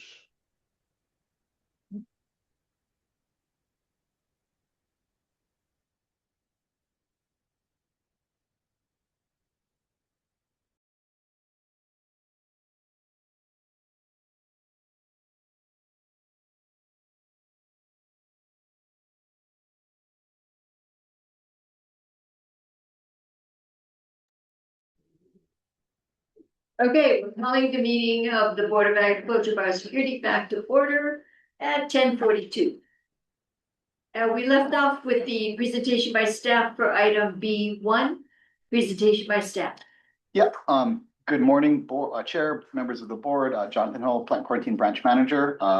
This is a request for review and approval of the petition from Nancy Holman, Kalaupapa National Historic Park, to initiate administrative rulemaking to amend Plant Quarantine Term Rule 25-1 to allow gravel to be moved from any other area in the state to the island of Molokai if it has been subject to approved treatment prior to movement.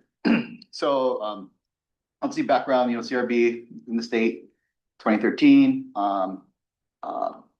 The interim rule was implemented last year in September for prohibiting a large swath of things to the island of Molokai from any other area in the state. Copy of the interim rules is included.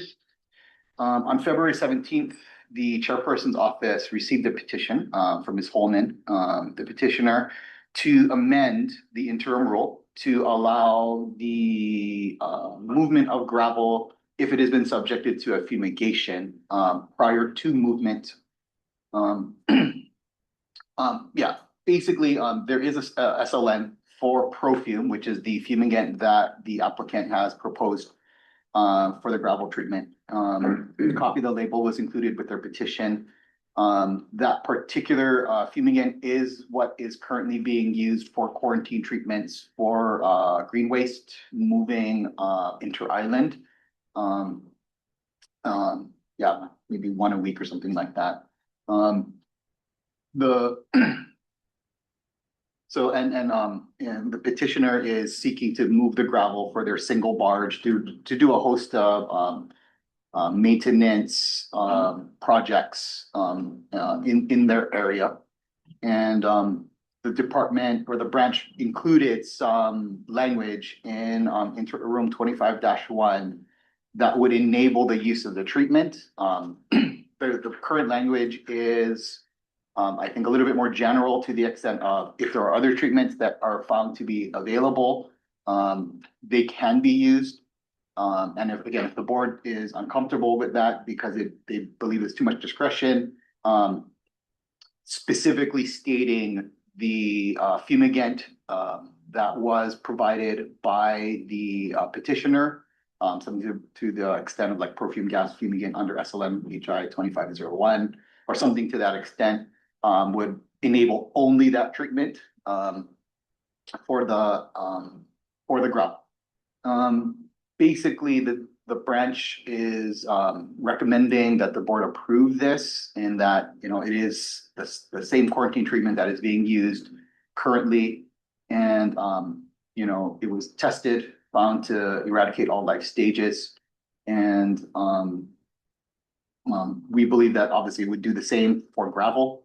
And to the extent of, I think, again, trying to manage risk as it relates to CRB and managing commerce and the movement of material. Yeah. Thank you. Thank you, Jonathan. Does anyone from the public wish to give testimony? Okay. Anyone in the room? If there's no one on Zoom, So one hand? Yes. Yeah, can everybody hear me? Yes, if you're Shirish. Yes, yeah. Yeah, okay, go ahead. Yeah, thank you again for recognizing me. My name is Dr. Suresh Prabhakaran, and I'm the Chief Technology Officer for Douglas Products. We are the manufacturer of the perfume gas fumigant that was just mentioned in this earlier. And it is a fumigant that's been in use for over 60 years. And recently, as it was mentioned, we did some trials with collaboration with the university in Hawaii, and as well as this research was also validated by USDA.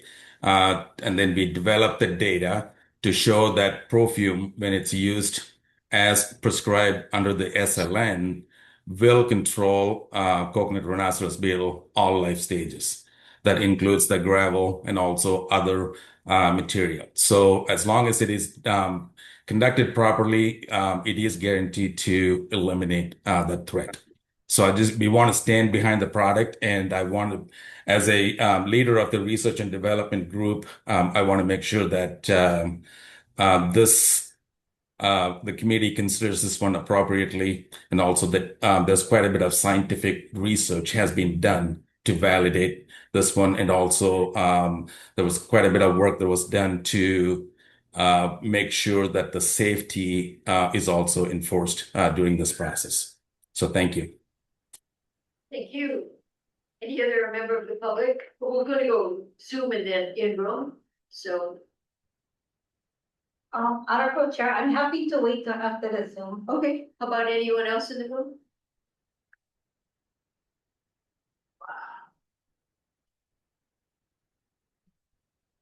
Try to set my timer here. It's my first time doing this. I apologize, guys. Aloha Chair, members of the board. My name is Alex Redeker. I'm with Biosecurity Solutions Hawaii. I'm strongly in favor of this petition allowing treatment. Being born and raised on Maui, I grew up with coconuts as a staple.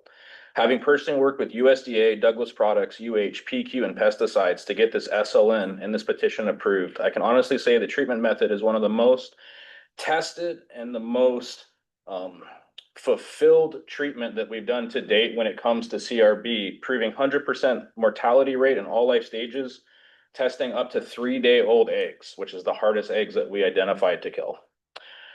Given the fact that we've had over 1 million pounds of host material treated that has gone inter-island statewide over the last 5 years, especially with the most recent trial, and given that over 110 countries use QPS, quarantine pre-shipment treatments with fumigants, it's one of the most effective tools in the tool chest when it comes to preventing future spread of invasive species.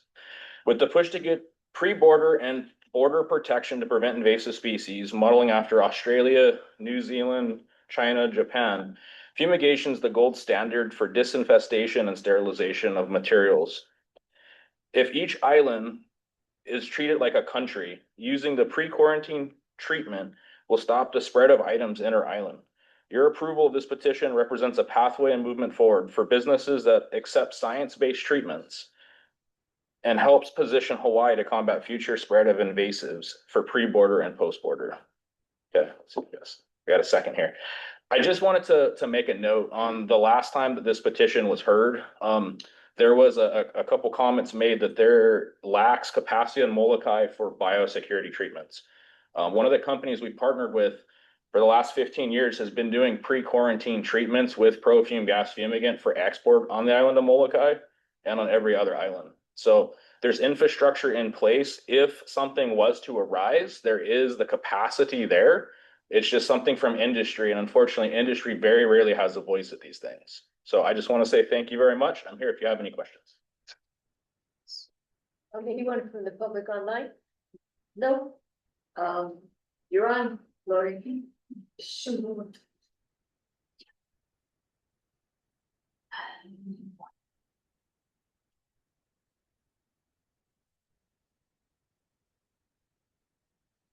I'll give you a piece.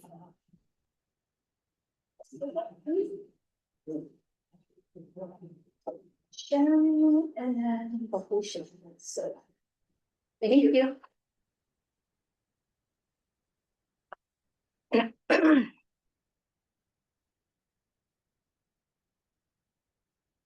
Aloha, my name is Laurie Buchanan for the record. I wanted to aloha the Board of Ag and Biosecurity. Boy, we gotta stop meeting like this. It's starting to be my favorite board. Honorable Chair Hurd, Dave Smith, and Jennifer, I just wanted to thank you guys for all the hard work you guys do. And Jonathan, oh, look, he came back. He's in and out. In order to get here this morning, because I always feel it's so important to be here in person. When your heart is someplace and you really care about something, you do what you gotta do to try and be there. In order to be here, I had to get up at 4 o'clock this morning to get to Molokai Airport to stand by because no flights are available. And Mokulele changed my flights. So I had to stand by. But as God would have it, the flight I got on was via Kalaupapa. And so I landed in Kalaupapa early this morning. And I felt like the Iwi Kupuna was there cheering me on, jumped on my flight and came here to Oahu to represent all of them. And that's what I'm here today. I'm sad that I didn't hear from Kalaupapa Historical National Park Superintendent themselves, that they're not here today because this is their petition. But I will, and I did submit testimony at about 1:30 a.m. I think this morning, because I wasn't aware that this was being heard today. I found out on Monday. So if it's cuckoo, please excuse me. I had to ask Chair Hurd for some coffee over there. So basically, I'm asking you all to please deny the request for review and approval of the petition from Nancy Holman. KHNP is Kalaupapa Historical National Park to initiate administrative rulemaking and amend plant quarantine interim rule 25-1 to allow gravel to be moved from any other area in the state to the island of Molokai if it has been subjected to an approved treatment prior to movement. Right now, I humbly request that the petitioner withdraw their request for review and approval to the interim rule. If Kalaupapa Historical National Park does not withdraw their request and the board needs more time, please consider deferring this item to give you more time to confer with your court counsel. Let me say that I'm here testifying today as a representative of the Molokai Aha Kiole. I am the Pala'au Moku Po'o, which encompasses all of Makanalua and the North Shore in that moku. And I also am here representing Hui Ho'opakele Aina. And I also am here representing my ohana, the pretty Riti Buchanan, and I go on, and it's probably at the end of this letter. I also like to state for the record that I am a beneficiary of the Department of Hawaiian Homelands. And the area of concern where the gravel is asking to be shipped to, the land belongs to the Department of Hawaiian Homelands, which represents me as a beneficiary. So I am a beneficiary, and I take very seriously the lands that are in my kuleana as a beneficiary to care for resource management. I believe there is absolutely no existing treatment mitigation that will ensure that gravel being imported from outside Molokai to Kalaupapa Peninsula will be free from coconut rhinoceros beetle or any other pest. None. The petition from KHNP was not on the DEB website for review for the meeting today, so the public and stakeholders and beneficiaries like myself are not aware of the details of the actual petition or the suggested treatment or anything for that matter. There is no approved CRB treatment plan that could be found by myself for public review on the DEB website. I wanted to bring up something that they call precautionary principle. No approval should be given at this time without the opportunity for stakeholders, the public, and beneficiaries to review any anticipated treatment approval plan. Without the review of a treatment plan before decision-making, one cannot discern if it will work based on the plan. The unknown potential and cumulative impacts associated with the introduction of CRB, LFA, little fire ant, and other invasive pest species via gravel is so great that the board must act to protect against those negative impacts by adhering to the precautionary principle and deny the petition. Extensive testimony at the Board of Ag meeting on September 23, 2025 outlined in detail justifications for an emergency rule to protect Molokai from CRB. Nothing has changed and no amendments should be made. In the findings from the Plant Advisory Group to the Board of Ag and Biosecurity, they unanimously agreed that there was a threat to Molokai that justified an emergency rule. Nothing has changed to revisit those findings. Much threatened. I beg your pardon? Could you begin to summarize? Okay. Thank you. I'll talk faster. Much threatened and endangered species and special status species are located in very close proximity to where the gravel will be used, putting those species in critical peril and violates federal law. Some of the species are only known to be on Molokai in that area. Fortuitous benefits from the current CRB interim rule for Molokai is that it should reduce the likelihood for introduction of statewide priority invasive species, which are coqui frog, little fire ant, and CRB, all of which have not been detected on Molokai. KHNP has offered no alternatives to mitigate the request for gravel from outside of Molokai. KHNP's own environmental assessment of May 2023 stated, given the logistical challenges associated with transporting materials and equipment to the project area via barge, as well as potential supply chains, unexpected delays are possible. Therefore, construction should take longer than 1 year to complete. KHNP has been well aware of their management and biosecurity challenges forever and has not addressed them. KHNP knew since the beginning scoping of the general management plan that started in 2009 that biosecurity was an issue raised by the public stakeholders and beneficiaries and has continued over the many years to the present, and that those issues have never been addressed. The failure to plan has left Kalaupapa open to arbitrary, capricious, and piecemeal planning, as witnessed by the current request to circumvent the rule. Oh, now my throat's right. Sorry, I hurry up.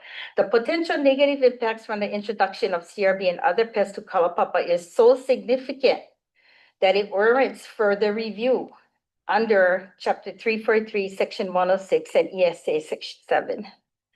As a beneficiary of DHHL, who is the landowner of where the gravel will be imported, delivered to, I have a right to consultation before any action is taken. The Board of Ag and Biosecurity cannot and should not circumvent that right, even if the DHHL supports KHNP's ask. Simply, the Board of Ag and Biosecurity cannot grant an approval today. The programmatic agreements between the Department of Hawaiian Homelands and the KHNP ensures our right to consultation. Depending if I'm testifying or person in Zoom, I didn't know if I was going to be here today.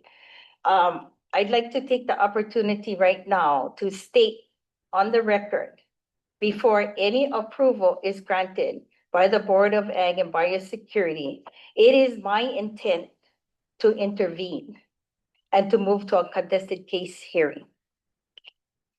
I would also like to, I heard earlier testimony, I'm sorry, Honorable Chair.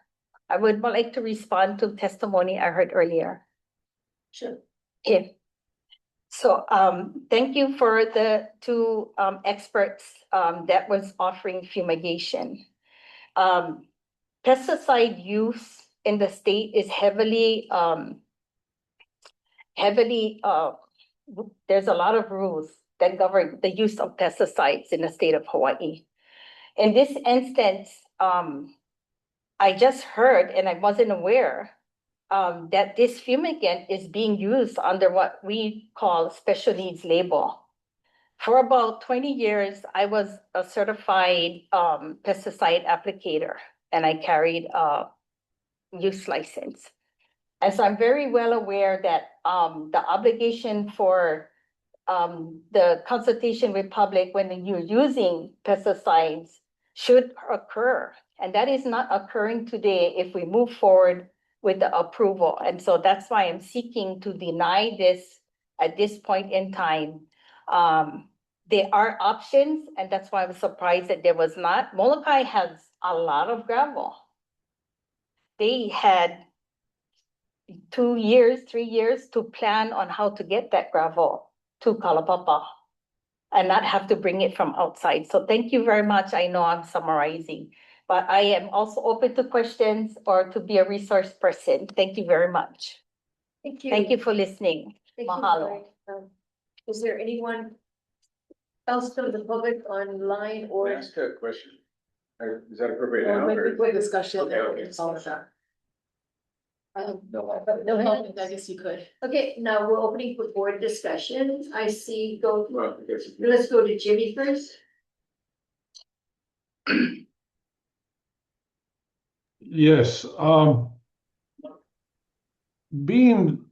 very familiar with Kalaupapa. I've been to Kalaupapa many times with Richard Marks. But anyway, cutting to the chase, I agree with Laurie as far as, if all the stakeholders have not been involved with this planning of the material to come to Kalaupapa, I think that we should wait for the stakeholders and defer this. But the other part of this that I'm thinking about is National Park has been bringing in gravel probably for some time. When was the last time that they bring in gravel from Oahu? That's one thing that I would like to know. And if they did, was any of these precautions done prior to shipping?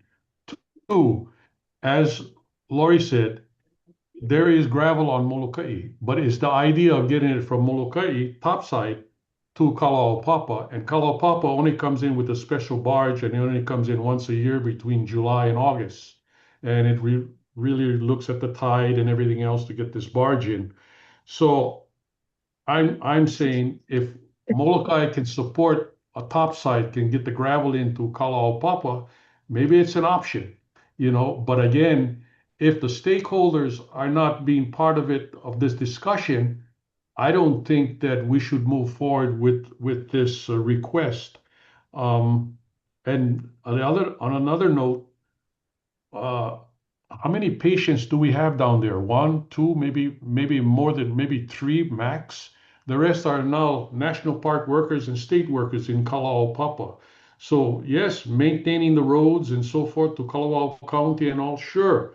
But I think we still have some time before we make this decision, and dot all the I's and cross all the T's.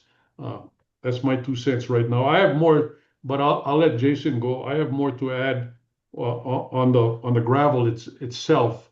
Well, what type of gravel are we bringing? Are we bringing in UTB? Are we bringing in full fine? Are we bringing in 3/4 inch minus? Are we bringing in cold plain? What kind of gravel is coming that they are fumigating and so forth? I have no idea. I don't have none of this on the agenda. But if topside can supply the gravel and the stakeholders are satisfied with it, let National Park make the necessary movements. Thank you. Thank you, Jimmy. Dr. Moniz? Yeah, I'm kind of agreeing with Jimmy on, and I'm not sure if Jonathan had a discussion with National Park, whether they considered getting gravel on island. That would be the safest thing.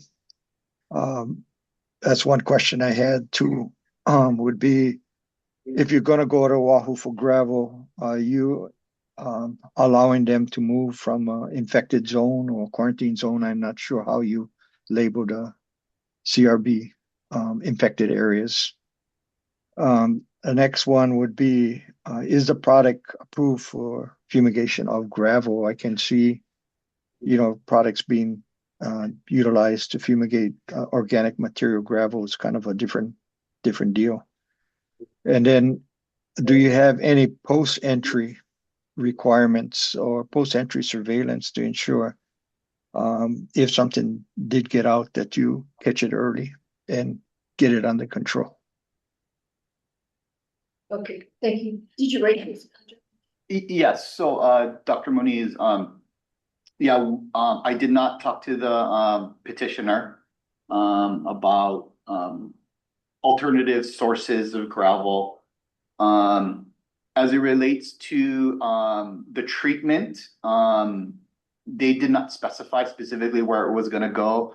But so, for example, say they got it from Maui, it would still require treatment, right? The way the rule is set up is gravel to Molokai requires a treatment from anywhere in the state, regardless of whether it's in a designated infested area or not.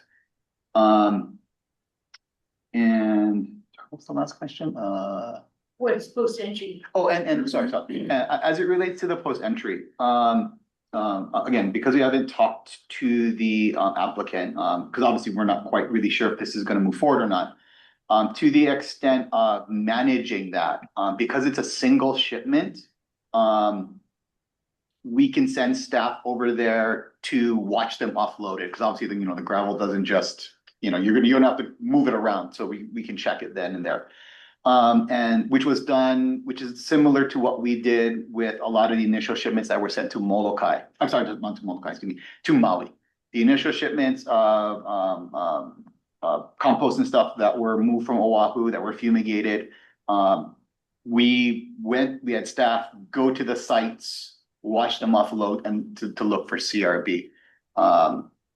And we did that for quite some time, and then the staff they never found anything, as they were going through it. So, and again, going back to there's, I don't know, lots and lots of material that are moving. And I think when you look at the volumes and the ability for CRB to reproduce in that material, like for example, Molokai, I'm so sorry, Maui, and Maui should be unbelievably infested at this point. So again, I think to the extent of, I guess, trying to manage risk. I don't really like saying it. The only way to have no risk is to not move anything, right? And I think, one of the challenges, and I think as it relates to, I guess, that threshold is CRB did not get to Hawaii on gravel or on coconut plants or on green waste, because that stuff is not coming in from Hawaii. And and it's unfortunate because I think when you look at the pests that are really of concern, LFA, koki, and CRB, they're very good hitchhikers. And I think that level of where you want to go, I don't know. I can't speak to that. But again, I think from a quarantine standpoint, this treatment works. We've shown that it's available or that it's effective and that it's not spreading CRB. And I guess to the extent of, I guess managing 343 and the cultural aspect, as Lori is, a beneficiary, I can't speak to that. I have no understanding of that particular stuff, but I think from a quarantine standpoint, it makes sense. And again, I think the fact that it's a single shipment makes it a lot easier for us. We can really manage that. So, yeah. So, Dr. Moniz, I think you had a third point that I wrote down organic. Did they answer that question? One of the questions that I had was, whether the product was effective in gravel versus organic material, yeah. And then, the amendments to the rules specifically just for fumigation, but any pre-entry precautions not coming from quarantine zone, any post-entry surveillance, all that is not listed in the amendments. And probably should all be there if we're gonna, if I'm gonna be confident that we're doing all we can to ensure that we don't move CRB to Molokai. You're gonna take that and respond later, Jonathan? Yeah, so I think to the extent of including some specific, I mean, again, obviously, should this move forward, including specific language, mandating some form of pre and post entry measures, could, yeah, that's not a problem to be included, not just the treatment. I think well, I guess so, the pre-entry, the pre-treat or the pre-moval stuff is kind of baked in because we won't certify it unless we witness the treatment. The post-entry stuff is generally kind of guess like ad hoc. We work with the shippers, but I think to the extent of creating the requirement for both into the rule kit, that's not a problem. We can do that, and I can try to think of some language if we get to that point with the board. Before we get to Nate, David? Yeah, so I just want to say that I'm going to stand with the people of Molokai in their efforts to protect their island. The movement of materials is a primary vector of invasive species, regardless. I mean, I understand there's a lot of good treatments, but things are moving around, and they're moving around because we're moving stuff around. And Jonathan said it best: the only way to have no risk is not to move anything. It appears that there may be other options here that, we haven't even talked about little fire ant that'll travel in gravel. Nobody's even mentioned that. It doesn't appear to me that this is absolutely necessary. The petitioner is not even present, so I don't know how important it is to them or how important it is. I don't even know how important it is to move this gravel to Molokai. So I'm not questioning the treatment, the ability for people to treat things and whatnot, but with a precautionary principle, to remove risk to the extent possible, the way to do that is just not to move things. And the testimony from Molokai, I would vote to deny this petition when it comes up. Thank you, David. Just to remind the board, this interim role is limited to CRB. So that other thing might be interesting, but I would just avoid discussing other invasive species because this is specifically for CRB. And I think just to the, I am in agreement, but I think to the extent, beetles or coleopterans are probably one of the toughest things to kill. Hymenopterans, for example, ants are quite easy to kill with these types of treatments. And we've done some preliminary work with this chemical for little fire ant, and at far lower concentrations, we're eliminating LFA. So I think, yeah, I think just for that, I think so. The treatment do have some secondary benefits, although obviously that's not included in this rule, but it would manage that. And again, we're trying to get, I think, some more studies to do the validations, but from what we've seen, far lower concentrations than what's being used for CRB are eradicating LFA already. So, which is a benefit, I would say, to some extent. Jonathan and Nathaniel? Yeah, I just want to say thanks for the testimony. I'm probably going to rehash what's been said a little, but I do think there needs to be some more information. Like with Profume, okay, it's coming in on containers and trucks. Are those also getting fumigated? Like, where is it? Like, is the staging area where it's being fumigated, is that a known place that has CRB? When it's treated, how long does it sit at that spot? Because I don't believe there's any residual, right? I think it's you shoot it and it's done. So what is the potential for, reinfestation if it's in a staging area? When it lands if it does land to Molokai, are we set up to address it quick and fast? Like, was there going to be materials there waiting in case there is something identified? Can we treat it right then and there? What is the retreatment timeline? Like if it's hit with Profume and we can't hit it again for, I don't know what and Alex probably knows the answer to this, or Jonathan, but If it gets treated, when is the acceptable timeline to retreat? Meaning if it came too early, can we retreat it again? Just those things would be nice to know. I'm thinking kind of like maybe we should defer, get some public testimony. And the main thing being is if CRB comes to Molokai, it affects all of us. Like I think we're all stakeholders here, so it's good to include all the stakeholders. Thank you. Thank you, Nathaniel. I'm moving to Ann. Yeah, I'm with everybody else on it'd be good to have the petitioner just to kind of understand what the use case is. And then just from a structural standpoint, you know, it sounds like this is, I mean, it's Kalaupapa, right? The barge comes in once a year. And so, you know, we are initiating rulemaking on the behalf of the entire island of Molokai for something that is a one-time kind of specific use, once a year thing.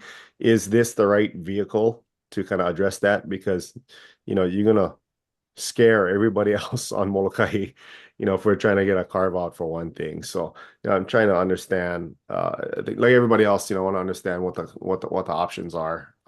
You know, maybe it is difficult to get it from, you know, from up Mauka down to the flat. But just knowing these things, I think can give us a little bit more confidence in addition to it, you know, as what Jimmy was saying, what is the efficacy of Profume in a 1/2 inch gravel versus a fine, you know, and kind of those different things.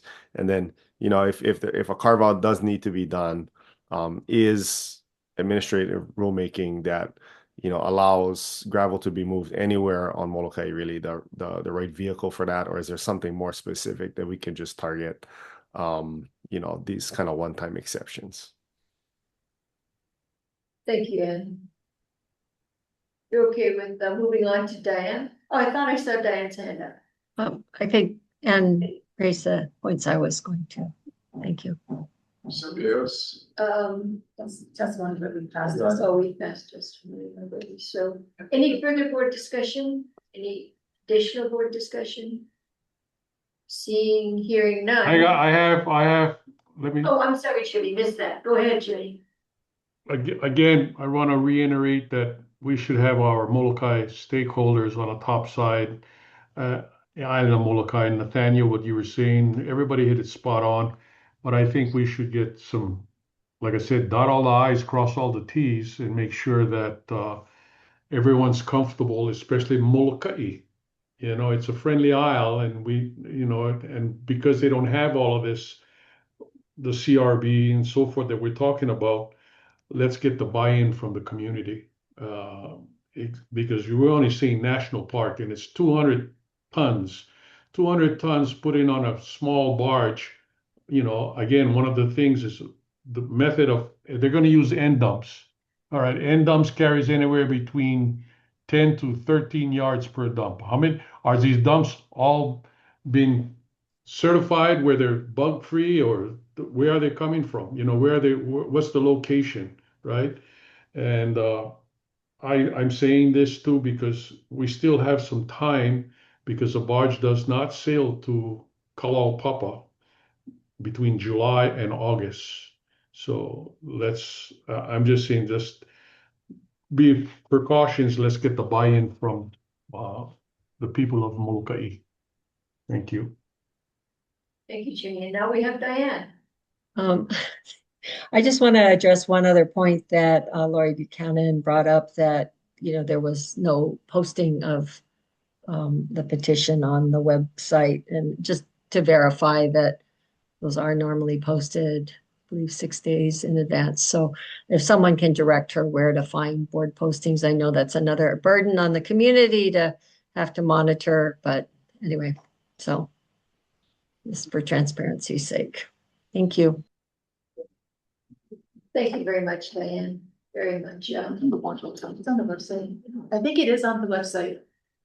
Because if you printed it off the website. Yes, it is there, but I just, you know, I think it's, if somebody can direct her where to find it on the website. Oh, I see. Yeah. Where the board agendas are posted and submittals.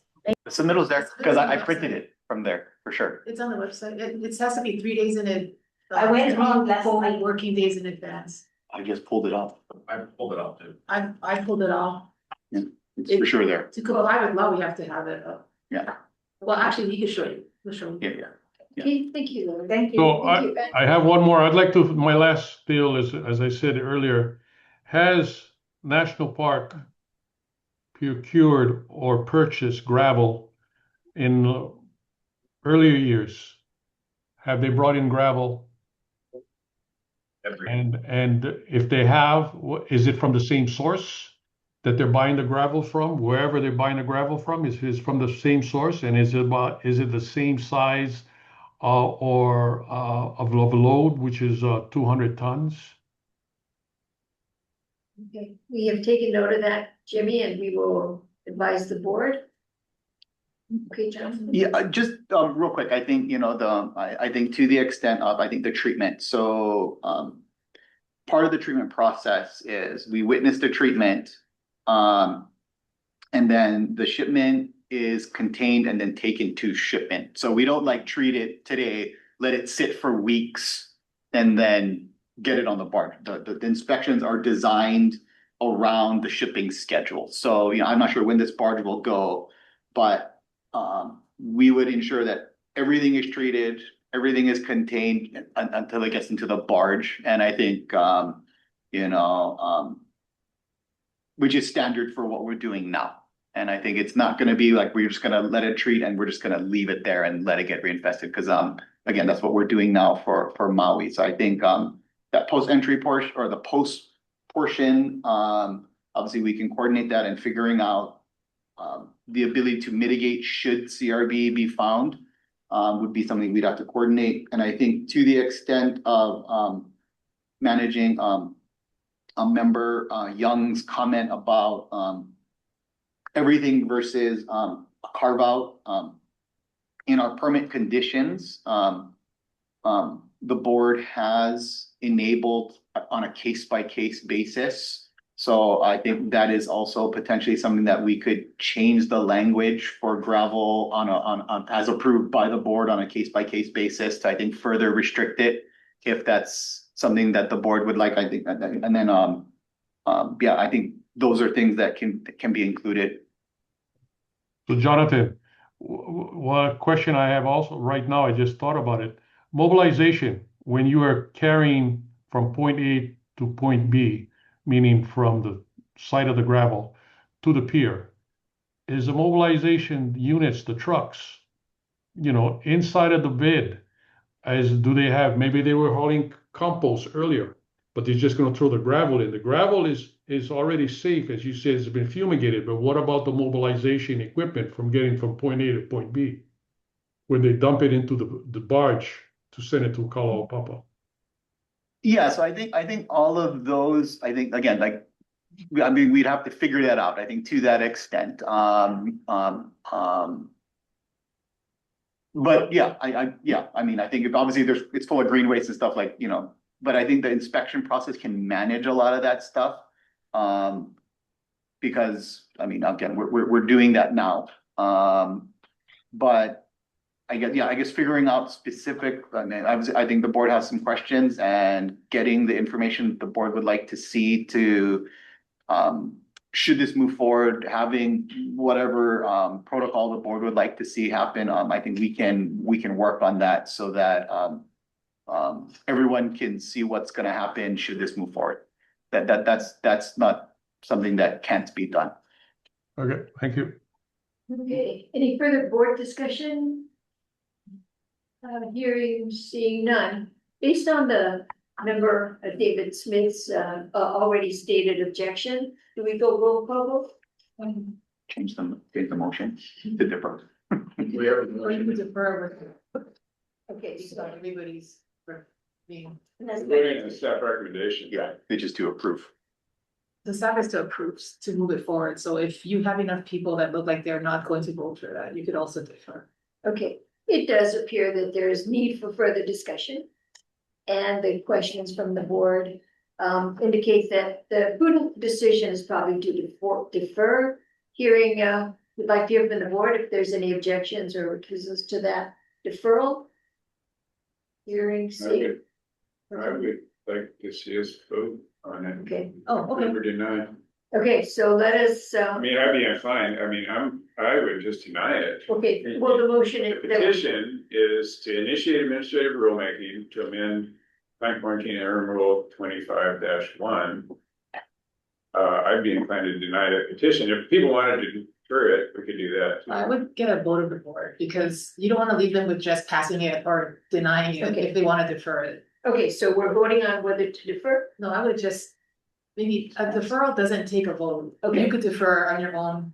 But if you want to reflect the board, you could ask who wants to defer. Okay, So you They can let bring it back, right? They can bring it back, they have more information. yeah, they bring it, that's what they want to do, defer to next month, for example, with Right. what the information they want to hear before they vote. okay. So we're gonna ask the board to, anyone in opposition to deferring till next month with the information? Jimmy, did you raise your hand? No. No, all I want is to get a buy-in from the people of Molokai. Okay, so your vote, basically, anyone in opposition to defer to next month? Say no. Make yourself known. Okay, so hearing, seeing none, we will defer to next month. Thank you very much. Okay, so we're deferring on to old business. Hearing there is no old business, we're gonna go on to new business, action item 6. The non-action item, which is invasive species action plan update from staff. Yeah. So real quick, just focus a bit on recruitment and then on the past action from the board. So the department has been prioritizing recruitment to effectuate tasks as it relates to invasive species and biosecurity. So for plant quarantine, we conducted interviews. We're hiring 3 inspectors in Hilo. We're working to set start dates. As previously mentioned, we conducted interviews for the plant and insect specialists. Didn't get a selected candidate, so we're going to be downgrading to increase the applicant pool. The land vertebrate specialist we did find a candidate, so we're finalizing the start date to get them on board. There was a little bit of hiccups with our administrative specialist position. I had to kind of downgrade it, so I finalized that, so we should hopefully get that position filled soon. There are ongoing OHI recruitments for the Biosecurity Inspector 1 positions on Maui, Kona, Hilo, and Oahu. And then our 2 kind of long-standing master journeyman positions on Oahu at IVAs. They were recently closed, and we're going to be having interviews in the next 2 weeks. As stated last week for the pest control branch, there was OHI recruitment for the noxious weed specialist on Oahu and Hawaii Island. There's actually interviews for the noxious weed specialist on Oahu, so that position may be filled soon. And then there's still ongoing recruitment for the pest control techs in Hilo and Kauai for OHI. For pesticides branch, there were 2 internal vacancies that were filled. So the external recruitment for their backfill positions is going to be coming out on OHI. And then there's a bunch of other positions for the department that are still that are basically on OHI that are open. So there's a measurement standards inspector 1 position, or actually 1 to 4 position. The ag loan officer 6 position, the ag marketing specialist 1 position, the veterinary medical officer position, and then VMO 2 position, and then the veterinary program manager position. Those are actually all on the DHERD website. And then at the last board meeting, the board requested or directed the branch to get the interim rule for Kona back before the board at its March meeting. So I was able to meet with the petitioners on the February 5th to discuss the petition, and I think some of the language, got a better understanding of what they wanted. So the petition is going to be going before the advisory committee this Friday, the 27th. And barring something crazy happening, it'll be back before the board at its March meeting for review and potential implementation. That's all. Okay, I'd like to point out to the board that every time, thank you, Jonathan, good job. Every time we fill an internal vacancy, that opens up another vacancy. Oh, yes. So if you could help us with sending all your qualified people to the OHI website, we would then be able to backfill, as Jonathan said. So we still have openings, we still have vacancies, but we're doing a really good job Thank you. It's an effort, and thank you for taking that effort. That's it. Wait, it says presentation by staff and board discussion, but doesn't. There's no board discussion because it's considered not sufficiently detailed. Okay. Public testimony? Yes, public Okay. testimony. Is there anyone from the public that wishes to testify on the new business non-action item? Okay, so let me just see when the next meeting will be, which is the fourth Tuesday in March, 1, 2, 3, or March 24th. It's the next board meeting. If there's no objection, we will adjourn. Hearing, seeing none. Adjourning the meeting at 11:32. Thank you, board members, for your participation. Thank you for the public. Thank you.